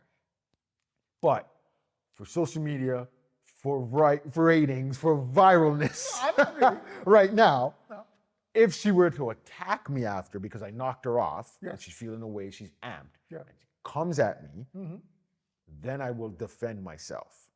What you mean by defend yourself, brother? Exactly what I just said. I will defend myself. Yeah, speak what you want to say. I'm gonna speak what I want to say. If she She's comes from behind 500 pounds, bro. she's bigger than you. Okay, but think about that though.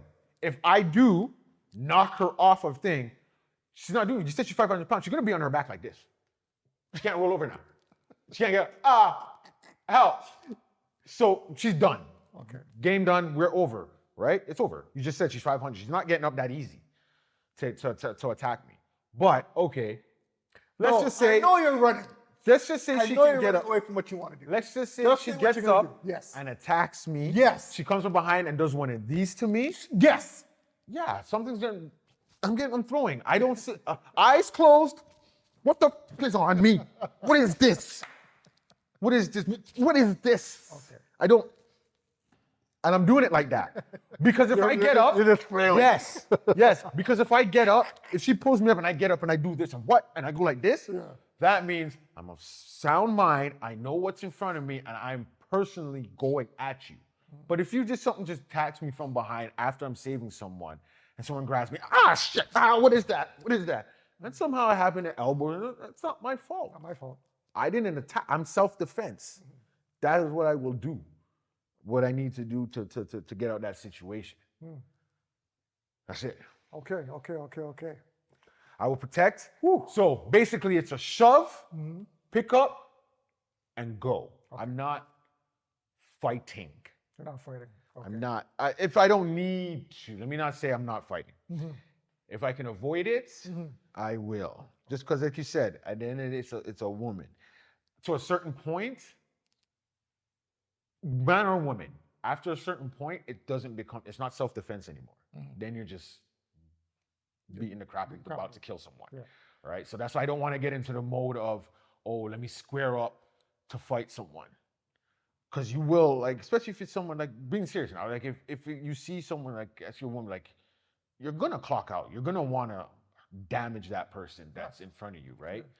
And in the moment, that's cool and good, but the way life is, it's not about in the moment. They all look at after and they'd be like, well, it's a woman. At the end of the day, it's still a woman and this and that. And okay, after a point, you didn't have to, it wasn't self-defense at a certain point, right? Like, she grabs you, you turn around and you just punch, okay? Cool, that's yourself. But now, I come towards you now, and now boom, hit you again, boom, hit you again, boom. And now now we're not in self-defense. And now what was the point in that? Now you're not with your woman no more, or whatever. You might get blocked up. You're just causing more trouble for no reason. Yeah. But no, I'm not gonna stand there and just watch them get beat up like others may pull out my phone and no. And you're not wasting time by calling for help. You're getting actively involved. As I'm doing it, I may yell out, someone call for help or something like that. Yeah. As you're getting beat up for fire. If I'm getting, no. If she's getting beat up, I'm going to rush and be like, help. No. I'll be like, boom, yo, someone call someone. And then, do what I got to do or something like, within the aspect. But I don't know if I'm going to stand there and go, 911, hey, my girl's getting beat up by some gorilla-looking woman. Yeah, can you get here as quick as you can? Yeah, no. Nah. I don't think that one, they'll be like, what are you doing? All right. What is you going to do, son? What am I going to do? So jokes aside, I'm going to approach this very seriously. You guys can laugh if you want, but I'll approach it in real life situation. So if my girl, wife, daughter, whoever the case may be, is getting extremely manhandled by a substantially bigger person, and they're close to friggin' getting knocked out unconscious or they're bleeding and death is knocking at that door, I'm seeing them as if, and this is the 500-pound gorilla. Fly kick. I'm seeing them as almost as a loaded weapon. Okay, that's how I'm approaching it. Now you guys may disagree, you may disagree. No. But if I'm literally seeing a loved one getting beat up, I'm sorry to say it, but I look at it like it's a gun or it's a knife and they're close to dying. So I'm doing whatever I can do in my power to save my loved ones. Yeah. I mean, I hate to use this as an example because I know it's far-fetched, but in the state of Florida, and I'm pretty sure in other states, They have the whole stand your Stand your ground ground, law, yeah, right? yeah. And stand your ground law is if you feel threatened in any shape, way, or form, or, and I'm pretty sure on this, I'm 99% sure, if one of your loved ones are being threatened in any shape, way, or form, I believe you have the authority and the right to save that said person, right? Whether it be by, again, I'm speaking about Florida, if you have a gun or whatever the case may be, you have a right to protect your property and yourself and your loved ones. So if I'm seeing my loved one getting beat to a pulp and they're close to dying, yes, I am throwing bowls. I am doing whatever it takes to save my loved ones. At that point in time, male, female, donkey, dog, skunk, whatever you are, I'm doing whatever I can to take you off my loved one from dying or getting knocked out unconscious, right? That's my responsibility. Now, I agree now with you it doesn't take away the fact that you do not lay your hands on a member of the opposite sex, right? You just don't, right? Now, I align with you saying, like, if you're beating up on this 500-pound girl, like, boom, boom, boom, boom, boom, boom, boom, and they got a tooth knocked out and they're now getting beat up by you, and effectively what you're doing isn't working, and you're just beating up on that person, then yeah, you can be seen as being the aggressor just for the hell of it, right? But if it's to the point where you're doing whatever it takes to stop the fight, and you don't have a gun on you, you're not shooting the 500-pound gorilla. You're just using your body to finish the situation or stop the situation. Yeah. I see, me personally, I don't see a problem with me throwing bowls. No. With somebody of the opposite sex if it means saving the life of my loved ones. I'll give you that. No, I will give you that. Yeah. Like I said, if it comes to that, then yes, if I need to get to that point, like, yeah, if I run into a scene and I see the person on top and they're going with, yeah, I don't even know if I'm going to even bother to see if it's a male or female. I might come in with a kick straight to the head or something just to get them off, right? Then worry about that. Different. I'm just saying, first, like, I'm going to try and knock them off of them. Like, I know it's a woman in front of, two women fighting. Like, I know it is a female. I may avoid that, like the punching and all that, if I can. But like you said, if there's someone that's super big, or depending on the position, however my significant other is in, right? If the person's on top of them, whatever, yeah, I'm coming on, I'm knocking them off, right? I'm not gonna come up and like try and just punch them in the face. I guess I could, and that's it. Doesn't matter if that's what you want to do. That's what you want to do. I'm just saying, like, my whole priority is just getting them off. Yeah. Once I get them off, then I'm tending to her. This is what I'm saying. Like, if I knock them off and now I get on top of them and I start wailing away, later on it's someone, someone might look at it and be like, well, they were trying to kill this person too now. Like, they're beating up on them. They knocked them off. Why are they still going away on them? Because nowadays it's always the second person that's getting in trouble. It's not the initiator. True. It's always the person that comes in second, and that's what everyone sees. And now, they're the person that's in trouble. But yeah, my whole initial is just to get them off. Once they're off, I'm tending to my woman. Now, if that person wants to try and attack me again, then now it's different. Now you're coming at me, you're trying to fight me, knowing what the business. Yeah, I'm not caring about. You're blacking out. Yeah, I'm not. It's not a concern of you being a man, a woman, black, white, purple, green, gray, whatever. Body bag is all I see. That's what you are now, is a body bag to me. Done, because now you're just making more for no reason. So as my concern is to get them off. Once I get them off, concern to them, if we can leave the scene, we're getting out of there. Like, let's just go. But yeah, if you have to defend and it comes down to it and you need to get physical, yeah, get physical. This is not a man-woman at a certain point, it's not just man-woman. And a lot of women know that and will take that knowing there's men around or whatever and egg them on to do something. So that's a whole different story. Can I throw in another little wedge there? Well, that's what we do over here. Right, cool. Throw wedges and shit. Cool. Your best friend, right? is getting beat up. No, your best friend is a male, right? They're getting beat up by a. I'll rephrase that. You're gonna say a woman? Yeah. Okay. Cool. All right. Yeah. I was gonna say something else, but we'll rephrase. All right. Cool. So your best friend is getting beat up by a woman, like pummeled. Do you help? I'd try and break up the situation. Your best friend is a male. Yeah, I right? see. I'm not looking at that because I know the whole thing is, oh, it's a male. No, but again, I don't know the situation. I don't know. So what we obviously changed sexes here, right? yeah. So you're fighting now, or I come to the place. I come to your place. I hear a commotion. Yeah. Okay. All right. You guys are fighting. I come around the corner now, and I see her all upon you. Yeah. Right. I'm gonna pull her off of him and try and separate them. One, because on my head I'm thinking he doesn't want to hit her. That's why she's be able to beat him down, because he doesn't want to put his hands on her. Because he knows the moment he does, she's right there, she's the victim. She ends up being the victim. Doesn't matter that she's been beating on you this whole time.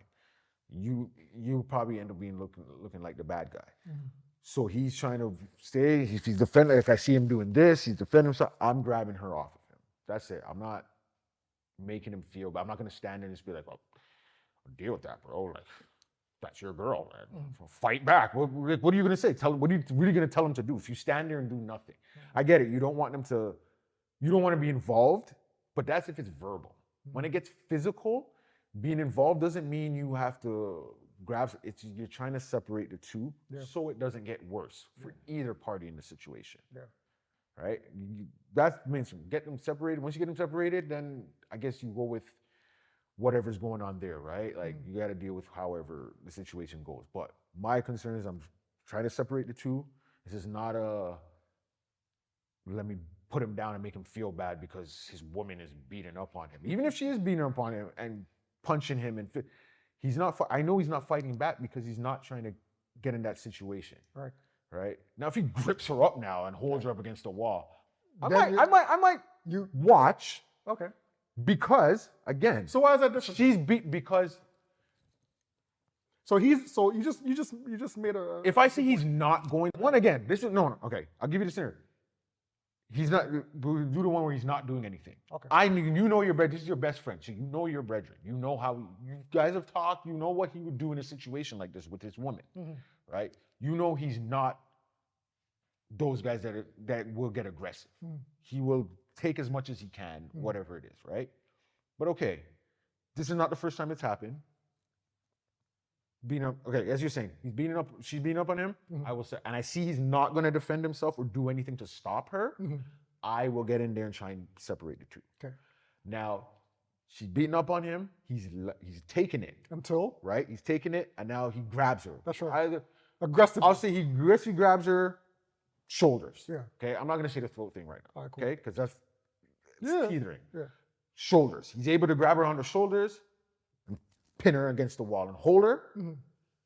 I'm still there. I'm not going to just back away. I'm still going to be concerned. I'm going to see how far he goes. I'm going to have myself right there, but I'm going to let it go because I know, okay, he's not boxing her. He's just trying to stop her. Right? Stop her. And I'll still maybe get in there and try and separate the two even on that. Right? He's holding her up. I'll come in and be like, all right, guys, okay, separate. And let that. I want them to work it out themselves. I just don't want it to escalate. Gotcha. Right? And you're asking what's the difference? The difference is, he's not defending himself. And I don't know how far she's going to go hitting him. Some woman, she may want him to hit back. That's the thing. And I don't want that to happen because that's a setup right there. You don't know that. So I don't want it to get to that position. I don't want it getting further than it is. Right? Whether me and her are cool or not. Very good point that you made. Yep. Whether me and her are cool or not, this is my guy. Yeah. And I don't want him getting into and clearly me and her are fine. We don't have no major issues. May not be best friends, but we're fine. We're cool. Like I like you, whatever. So I don't want this getting any worse. Right? So my whole thing is just separate the two and calm the situation down. Smart. I don't want I'm not gonna make him feel bad and go, oh my God, you let your woman. It's corny That's stuff. insecurity to me. To me, guys that do that Mm-hmm. have been beat up by girls themselves, and they don't want to feel Mm-hmm. left out. So they're gonna rag on you about it Okay. because that happened. Like you should be getting beat up by girls because you're not gonna beat them back up. Facts. You're not fighting them back. You know what I 100%. mean? For no reason. 100%. That's your woman. We need a, I don't know, I'm pretty sure there's a helpline out there, but this would be a perfect PSA moment. If you're in an abusive relationship, call 1-800 something something something. I don't know the number. Find it, yeah. We'll find it. Dead serious. Yeah, People. that's We're serious. being serious. If Doesn't you're- matter if you're male or female. If you're in a relationship where your life is, I want to say in danger, but it's not safe. You feel that you're in danger, yeah. Physically, mentally, emotionally, reach out. I'm pretty sure there's lots of helplines out there. Reach out and don't take it, man, because you only have one life to live, Yeah. and you want to live it as long as you can, as happy as you can. So that's for that topic. Got anything else? Do I got something for you? All right, what do you got? I got something random. I just want to pop up out there. I mean, Anything. it's just. I like the ones where we don't discuss it prior. It just comes out or just discuss. All right, I have a question that I've had on here. I've had. Do you think Canada could have its own version of Wild 'N Out? Ooh, ooh, ooh, ooh. Its own version of Wild 'N Out. Well, I'm not talking about longevity. I'm- Just could we do one, even if it lasts a year? Could you think one could? see. The thing is, we have these celebrities to do it. It's just what I don't know. You don't even need celebrities though. That's true, but it's just the regulations that we'd have to pass, Mhm. right? Canada is very. We don't adopt the same things that pass in the States that would pass here, right? You can get away with a lot of stuff that they say on Wild 'N Out, south of the border, right? What do you think they do that we couldn't get? I don't really see anything that what they put out on the show. Obviously, behind the scenes is different, but on the show, I haven't seen too much I mean, here's an example. that couldn't fly here. But again, there probably is something. Okay, here's another. I'm looking I'll give you an example, right? Yeah. I am a huge Big Brother fan, Okay. right? I've watched every seasons from the States from season 1 till, I don't know, I think it's season 26 now, 25, whatever it is. Still going on? It's still going on. Now, there are certain things that happens on that show definitely cannot do on Canadian Big Brother, right? Okay. And I'm talking about using certain words, putting down certain people, and they do discipline them, right? But it's not to the extent where, some of them actually say stuff and they're still on the show. There's fights, there's stuff that happened on the American version that definitely don't happen on the Canadian version. Now, using your example, Wild 'N Out, right? I'm pretty sure there's words that are used. I don't watch the show every so often as much as you probably do, but We could bleep those.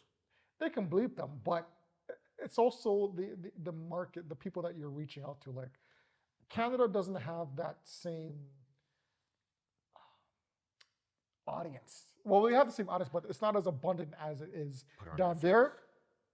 But will it sell on Netflix though? The only don't thing I'm saying with the censor part is that I understood what you're saying with the big brand stuff because that was cable, like cable TV, and they controlled everything. Everything. But now if you put it on a platform that doesn't care, I know HBO isn't Canadian, whatever, but you know what I'm saying? Like a platform that doesn't care about them type of things, and they'll allow it.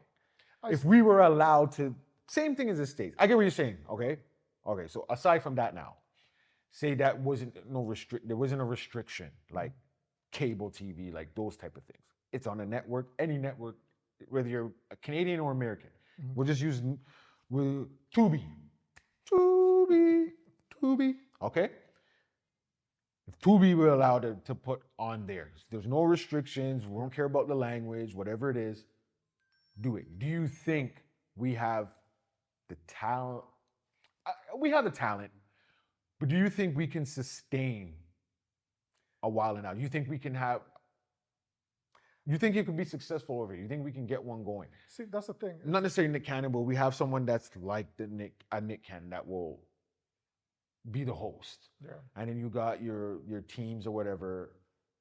They don't have to be known celebrities. Because all those guys on there, I didn't know them, all of them, right off the hop. I knew some of them you knew ahead of time, yeah, because he had some stars in the beginning. But some you knew you got to know them through the show. Yeah, I think the best way to answer that is I'll break it down to make it in more simpler forms. Population of the United States is what, 365 million? Or 300 Probably million? something crazy. 400 I don't million, even know whatever. what it Some is. it's crazy amount, right? Way more than us. There's a good amount of people that they can attract to that show. Yes or no? Right? Yeah, yeah. That's what you're saying. Yeah, yeah. Transfer that over now to the Canadian market. Right? Mhm. Now your keyword is if it would be sustainable, right? Mhm. I don't see a big as much of a market. Now there's a market here that would definitely watch that week after week after week, right? Mhm. But is it a big enough market to sustain that show for season 1, season 2, season 3, season 4, right? Yeah, yeah, You yeah. look at a show like Big Brother, right? That incorporates a wide variety of people from different backgrounds, right? Male, female, gay, straight, black, white, Asian, whatever the case may be. When it comes to Wild 'N Out, there's a specific demographic of people that watch that show, Mhm. right? In the Canadian market, even though there's people in the community that would watch a Wild 'N Out show, I don't think it's enough still to sustain that year after year after Yeah. year after year, unless they find some way to expand it or broaden it some way Yeah. to reach every demographic Which, of yeah. Canadian society. Well, like I was saying, like that's why I said I'm not saying when I say sustain, I mean I'm not expecting it to go as long as Nick's Wild 'N Out has been going and still going. I don't because all the other shows we've tried to do it lasted a certain amount of time. But when I say sustain, I mean yeah, maybe get a 1, 2, 3 seasons or something out of it. You know what I mean? I think he could, in a sense of don't oversaturate it right away. Like maybe you have one and don't have one like an episode maybe like the next week. Maybe have 2 weeks. Maybe once a month. Like slowly integrate. You might have to even get Nick Cannon to maybe Do like a 1-2 cameo. get some. Maybe do like I don't want to be like America versus Canada, but you get a team. You have your guys, and then get a team of Canadian comedians or whoever is coming up over here who could be a part of that. Get them to come on and have them integrate with the show in a sense. Yeah. And so you can get that vibe of those people. Those people will attract and see, okay, Canada's okay. Because we watched Wild 'N Out. They have a crowd up here regardless. I know they do, right? But now to get the others, once you get them in, then he can break off and do, okay, well, we're going to do a Canadian only Wild 'N Out this summer with these guys and another team of up and comers. Yeah. And then you have that going. Like, I'm not saying you're gonna get the show right away, but have live events, and then maybe you can maybe may not get a solo one, but even have them on the. No, there's We can get a solo one. It may not be as big as Wild 'N Out, yeah. but I think it can. It can almost end up like a Degrassi. Okay. Because if you promote talent and have people come off of that show and go somewhere, that's when I think it will be able to sustain something because you can show, hey, there's people coming off of this, there's people coming out of it, and I think maybe you might need a little bit of a Nick Cannon back in, especially to get the stateside and maybe have a 1, 2 of them pop up on a show or something like that to sustain it. In that stuff. But I think it would be cool to have a Wild 'N Out over here. I agree. Something like that. Maybe not Wild 'N Out, but something along that line with skits with Canadian content. Yes. You have to look at I agree that it would be cool to have something like that over here. I just know for a fact it would be a watered down version. It can be it's going. if you let the corporate take over. Right. And we have fully certain censorship. the wrong corporate people. Right. Also, you have to look at it like sketch comedy because essentially, is Wild 'N Out sketch comedy? Not really, because they're not No, it's not really. acting the They're not scenes acting, out. yeah, They're yeah. just it's improv. It's improv. Okay. It's improv. All right. So Improv is big over here. I think improv is big. It doesn't get shown as much, but and that's the thing. Like I'm not saying it has to be a number one thing where it's dominant through the whole country and that's all everyone's talking about. you could be in the top 10 of things and just sustain a number 6 position throughout your whole lasting. But you're there, you're sustained. I'm not saying it has to be number 1, but something that can be in there and you can just have every year going. Even if it's not even if it doesn't end up being a TV show like that gets on, Yeah. right? I think that's why I said Tubi. Something like a Tubi, you can get something on there. Yeah. They have channels. Yeah. They have certain things. You can have it going on there and just start from there. See, I'm all for it. Trust me, brother, I'm all for it. I would love to see something like that. But it's just, unfortunately, we've been so used to seeing an American product, and again, you guys can hate me and disagree, and a Canadian product, right? It doesn't matter what genre you're in, sports, comedy, whatever the case may be. There's a certain aura or a certain backing that or likeliness that American products have over Canadian products, right? Here's another example. You remember SCTV, right? Yeah. Okay. SCTV, and this is why I was going to bring up sketch comedy. SCTV was a Canadian sketch comedy show, right? Now, it lasted for a decent amount of time, right? But when you compare to like the likes of, say, SNL, Saturday Night Live, which is a staple, right, in the entertainment business when it comes to sketch comedy, that will never die. That's always going to be there, right? SCTV had its moment, which is pretty much essentially the same thing, but it floundered out and eventually there was no more interest, right? If we're using this as a comparison, kind of like a comparison, you're going to, no matter what, get a watered down version of what the title of Wild 'N Out is. Yeah. No matter how you want to promote it, no matter how you want to market it, it's not going to be the same. I don't think, you know what, honestly, nowadays, I don't think so, just because, I'm not saying it can't happen, but I don't think it's like before where when Canadian would come up with something, it looked cheaper or whatever. The times are now different. We have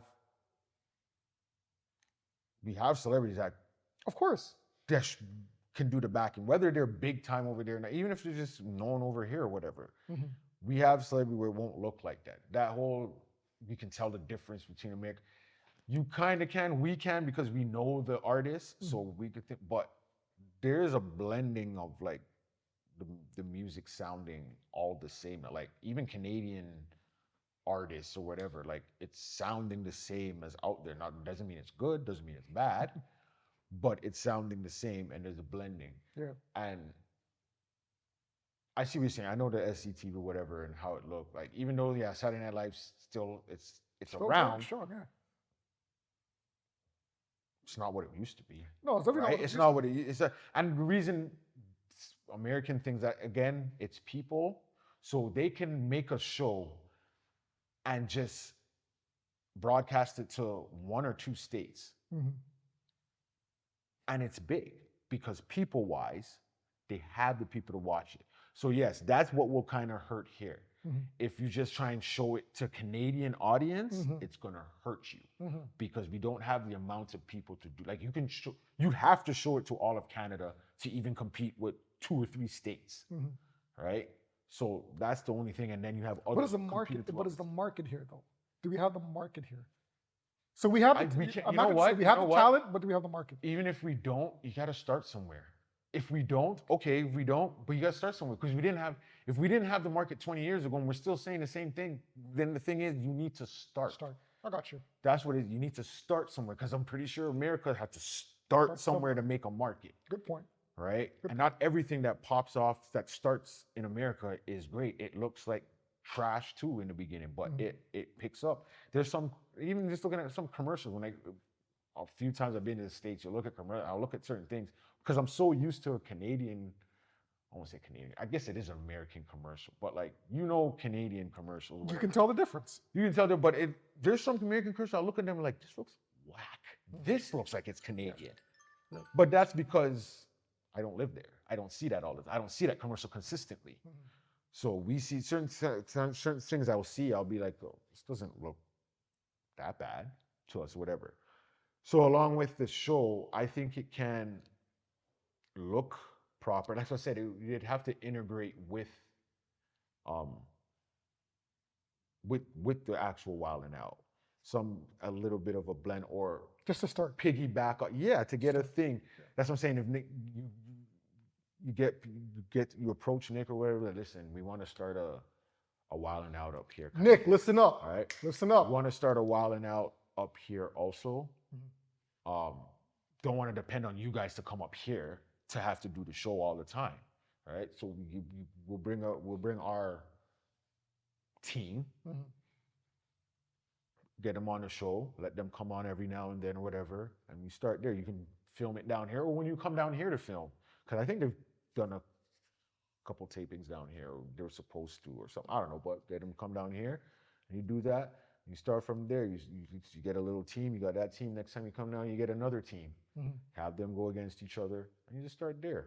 Because when he started out, it was the same people. It's just small. That's all you need. Yeah. You get 10 people. You get a host, maybe, and you have them go there. The key thing I think though is don't try to be exactly like Wild 'N Out. Yeah. Don't have the same Wild. Don't have that. Don't have the set looking exactly the same. It's just the skeleton of it is the same. You have teams. The concept is. You have 3 or 4 games, points. You even do the DJ thing. Have a DJ there. Yeah. And do it that way. And just go about. I think it could work. You just have to. Yeah. I think it could work. And it would be nice to see that because we don't.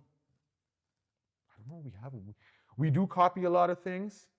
So if we're gonna copy stuff that they do, I think this is one of them that we need to. We don't have that sketch. We don't have that, as you say, like a sketch comedy. I know it's not sketch improv.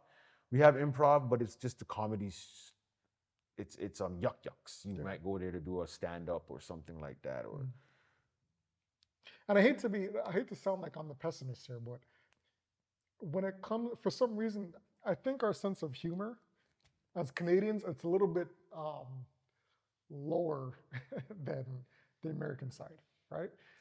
If you look at shows like Corner Gas, right, that was one. Maybe another one. SCTV was one. I can't think of any other comedy Canadian shows. If you know of any, let me know. But we don't have that. Canadians, we like the dramatic shows or the ER type of shows or the mystery shows. When it comes to the specific genre of comedy, I don't think we're as accepting to that, as open to that as our American counterparts, right? They could come up with Mad TV, SNL, and Live in Color, all these. I know, I see what you're saying, yeah. Someone's going to get offended here. Yeah, exactly. That's right. Someone's always trying to get offended by something You took it way better than I did. It's better in the States. They're more open to that and acceptable from that. When it comes to Canada, it's kind of like we'll laugh at it. Yeah. But the moment someone says something. Yeah. It's what's the word that they use down south? We even use it here. Woke, I guess, kind of. Yeah, I know what you're saying. Yeah. It's of that mindset where it's kind of touche. That's not really that funny. That's not really that funny up north as it is down south. So. Again, this just as it pertains to comedy, in any other genre, what's the word? Toronto, I forgot what it's called. But there's a lot of Toronto shows that copy what's done in the States as far as drama shows or crime shows, and it's actually succeeded here and done well. Law and Order. Law and Order. That's the one that I was talking about.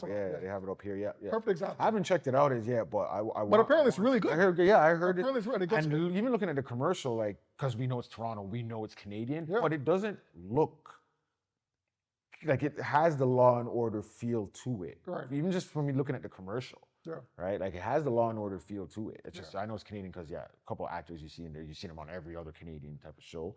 But for some reason, comedy, as far as Canada's concerned, comedy shows don't get that much. I mean, Schitt's Creek did good. Yeah, that's a good one. Yeah, it did good. But I know what you're saying. That's one. Overall, how many? How many? That came out how long ago? And I haven't really seen anything that's like that level over from us. Yeah. Has come out. So. What's his name? What's his name was Canadian. Doug. What's it? Levy? I forgot his name. The main character. Oh yeah. So when Eugene Levy. Eugene Levy. Because it's him and his son in the show. Right. That's his son in real life. But it goes to what you're saying. We have the Canadian actors to do these comedic shows. It's just the general public. Do we have that long-term interest Do we have that long-term investment? I think we just need to start backing each other and Tax? not worry about states and be like, oh, this look. Even if it's something that they've done, whatever, because a lot of American shows and stuff based from UK, they take it from UK shows, and it's The show turned that American, the show that you're always trying to get me on. right? What? The- The Wire? No, not The Wire. Yes, I have not watched The Okay. Wire No, no, yet. no, I wasn't trying to throw that. No, I thought that's what you were talking I about. know. The 50, the Power Oh, Top Boy. Top Boy. Yeah. That's what I'm saying. Like, so. That's another example. Yeah. So like, it's not a matter of, oh, well, we're trying to make like, we're doing we got to make our own show. Like, yes, we got to make our own too. That's cool. But even if we take something that's been done and make it our own version, we need to support it and stop looking at it as like, oh, if America, who cares if America supports it? I agree. We don't care because America doesn't care if you don't support it. Right? But we would need. I'm somewhat not of saying American you interest. have, but if you don't make it seem like we need their interest Gotcha. for it to be successful, Yeah. or for you to watch it or want to be accept it, America will eventually accept it. It's because I feel like it's like we knock our own thing, so they're gonna look at like, okay, well, why are we gonna take it in if you guys don't even want to watch your own stuff? Good point. Why am I gonna take it in? Good point. But it's along with like with the music, right? There's a lot of songs we don't hear. When we hear it, we're like, okay, this is a big song, whatever. But then you find out in their home state that artist, they're the biggest thing to known, and they're known, like they're big. They're big. They can walk around their city, known, and people stop autograph. Hey, yeah. We think they're no one because we haven't heard about them. But look at that. No, you raised a good. They got all this money. They're successful, and you're like, wait, you just came up with a single. But no. But while they were doing their stuff coming up, they had the support of their city. Mind you, yes, there's a lot more people in the States, so that is a killer for us. Which goes back. I to the think original if we point. had that amount of people here, Yes. we wouldn't need the States. Right. Definitely wouldn't need the States for a lot of the things that we do. States would just be a bonus. That's right. Oh, great. They like it too. Great. They don't like, who cares? But yeah, I get what you're saying. And then, yes, that's the only part. That's what I'm saying. You would kind of need to get Nick to co-sign, even if he doesn't participate and back it financially or anything like that. Him just saying, hey, this is a great thing. I back it. Even if he appears on a show, on an episode, just to say, hey, this is the launch, blah, blah, blah. I think that can help get in the backing of it, and we just do our thing. Don't try and make it look exactly, because that's when it kills it. When it looks exactly like its counterpart and everything you're trying to do is the same, it's gonna hurt. Let me ask you something though. Like, are you cognizant of when you're watching shows, say on Netflix or any type of platform, or even cable, right? Do you tend to be more interested in American shows more so than Canadian shows? Like when you say you want us to support our Canadian artists and our Canadian shows and our Canadian artwork, but when you're at home sitting down on your couch, like, are you honestly tuning in to say, okay, where can I find a Canadian show, as opposed to, you know what, I'm more interested in these American shows? No, I look for a show. I don't care if it's American, Canadian, UK. Sometimes I'll be like, I'll say like UK. Sometimes I'll be like, I'm feeling to watch a UK because it is different language. You can see there's a difference, right? Like the closest kind of Canadian and American stuff are closer to each other than American UK stuff. Maybe even UK and Canada are close to each other. They're kind of close to each other when they make stuff, right? That's why I think Canada can. If they reach out to both, they can be successful because you'll get the UK crowd because the lingo is almost the same how we speak. Yeah. Right, the slang. Yeah. And in America, we take some of that too, and that's our neighbor. So we got that connection in there. So I think with Canada, with us over here, we just need to, we don't have the people, but if we just we just gotta back each other. When I'm looking for, as you're saying, when I'm looking for stuff, I don't look to see if it's American or Canadian. Just between the two. I'll take out the UK stuff. Just between the two. obviously sometimes you kind of know You can tell. by the art, but name remember that this you see who's starring in it. Names, certain names you'll look and be like, okay. Honestly, there's certain things I'll look at and I'll be like, oh wait, this was Canadian? Canadian? Oh, Yeah. I didn't know that. But I don't actively seek out between the two. Sometimes I'll look for it. Let me see if this is Canadian, or if it's Canadian, let me give it a chance. Let me look at it. There's some American stuff that are trash too. I'll look at it American. Look at what you just said though. Just the mere fact that you said I'll give it a you chance. give it a chance. That kind of makes it seem like you're conditioned. Well, we've been conditioned. We can't act like we have. We've been conditioned from when we were kids. Us. People coming up now, I can't speak for them because I don't know exactly, because it's different. TV's different. I don't even have cable myself, so I don't even know what's on TV, right? So what's being watched is different. How it's pumped. But when we were coming up, that's how it was. Just American. You knew when something was Canadian. Yeah. They made it. They blatantly made you see that it was Canadian, and when you looked at it, you saw that it was Canadian. That's right. There were shows like Ready or Not. I knew that was Canadian. You knew that, but I liked it. I watched it. Why? Because its storylines related to me. Gotcha. That's what Canada got to do too. If you're gonna do, you got to relate to it. Degrassi was successful because you can relate to that. Yeah. Later on, I think in the end, it kind of started getting. Let me not say Americanized. But well, you kind of got that kind of feel. I don't know. It kind of changed, but man, I mean, I'm not a teenager no more for that generation for what they're showing. So. I don't know what was. But listen to what you just said though. Towards the end, it got Americanized, right? It's almost as if I'm saying that, meaning it's almost as if they kind of felt like it lost a Canadian feel. Not even American. It just felt like they were trying to. Yes, you know what? Yeah, So I think they were. Right? I think they were trying to get a little bit of American feel to it to maybe cater to America. Right. But Degrassi was already big in America. Even the old, not big, but it was known. Even the old stuff. But at that point, it was on a decline, though, right? I don't want to say it was on a decline. I don't know if it was on a decline. I can't say that because I don't know for the high schoolers looking at them at that time if that related to them. That could have related to them what was going on. I'm saying American, but it could have related. That could have been Canadian stuff going on. I don't know. I'm just saying that it was all. Could have still been straight Canadian, whatever it is. I'm just saying it had a different feel. Let me not say that's what I said. I don't want to say Americanized. I was just saying it felt different. It didn't have the same feel to it. Yeah.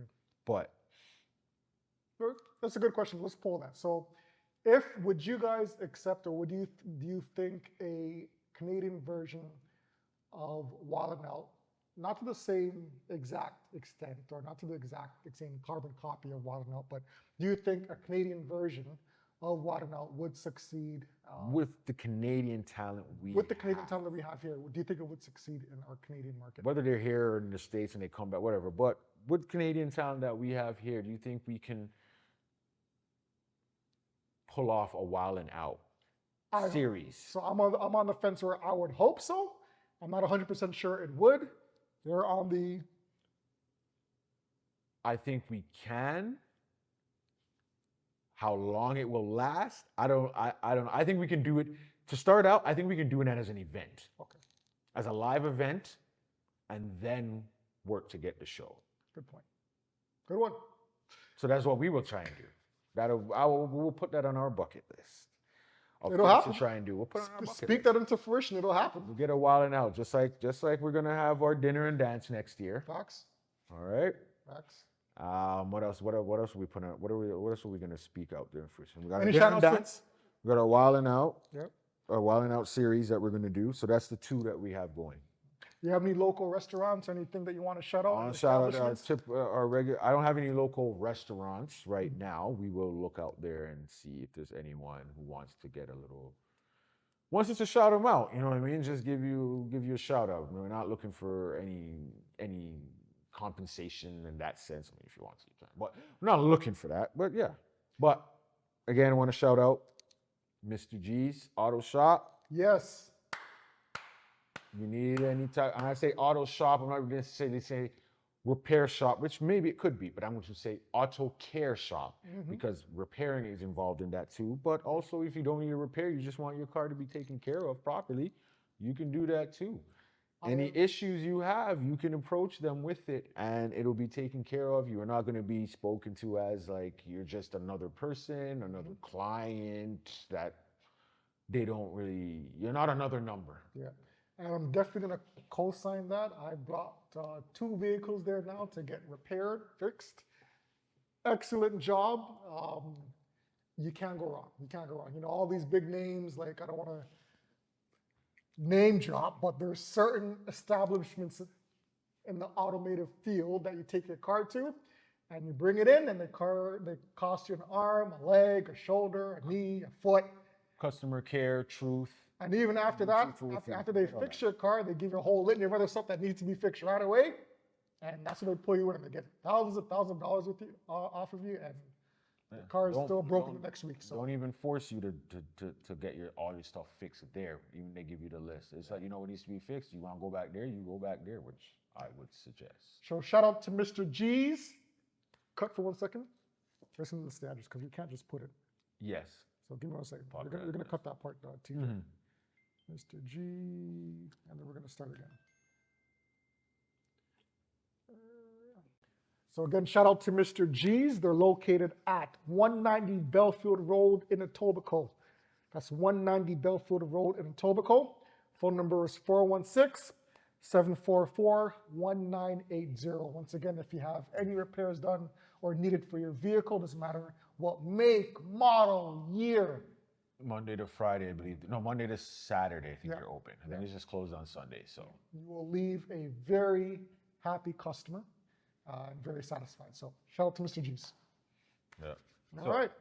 Anyways, yeah, I guess that's it. That's it. That's a close So everyone, episode 6. Before we completely cut off, just everyone have a great week, month, year, life, everything. And be safe. Support us as much as you can, and we're here for you guys whenever. Like I said, we're gonna start having an audience. Nothing major, you know what I mean? Maybe about 5 or 6, maybe 6 because it's Toronto and we're the 6. Maybe we'll have 6. Try to have a division of, half male, half female, half woman, half man, whatever it is. Maybe. Shout out to our cameraman / audience member already, TJ. Dave, a number one audience member. But yeah, we will do that. So look out for our, we'll try and put up some posts to say when. We'll send out DMs. But if you want to be a part, you want to be in the audience, and also possibly come on in a segment and give your opinion. Don't be shy. Don't be shy. Don't feel no ways. That's right. Come on out, send a DM. Hit us up on our DM on the Instagram. And if you know us individually, you know how to hit us. You can call us, send an email, or WhatsApp, whatever it is. But you know what my thing is? That's what we're doing. You know what my thing expanding. We're gonna expand. We're gonna be different. Let me tell you something. If you guys can post responses and replies online, you should be able to come in front of the camera and back that up. All right? That's all I'm saying. So we welcome you. We want you. Come speak your mind, opinions, speak your heart, and be honest. We are for the people. I know everyone says that, but literally that's what we are going to be. We don't want it to just be us all the time. As much as we love it, we want to get everyone's opinion. We want everyone's, thoughts. 2 cents. Whatever it is, good, bad, let it out there, all right? We won't hold it against you. At the end of the day, because you know what? we all we got.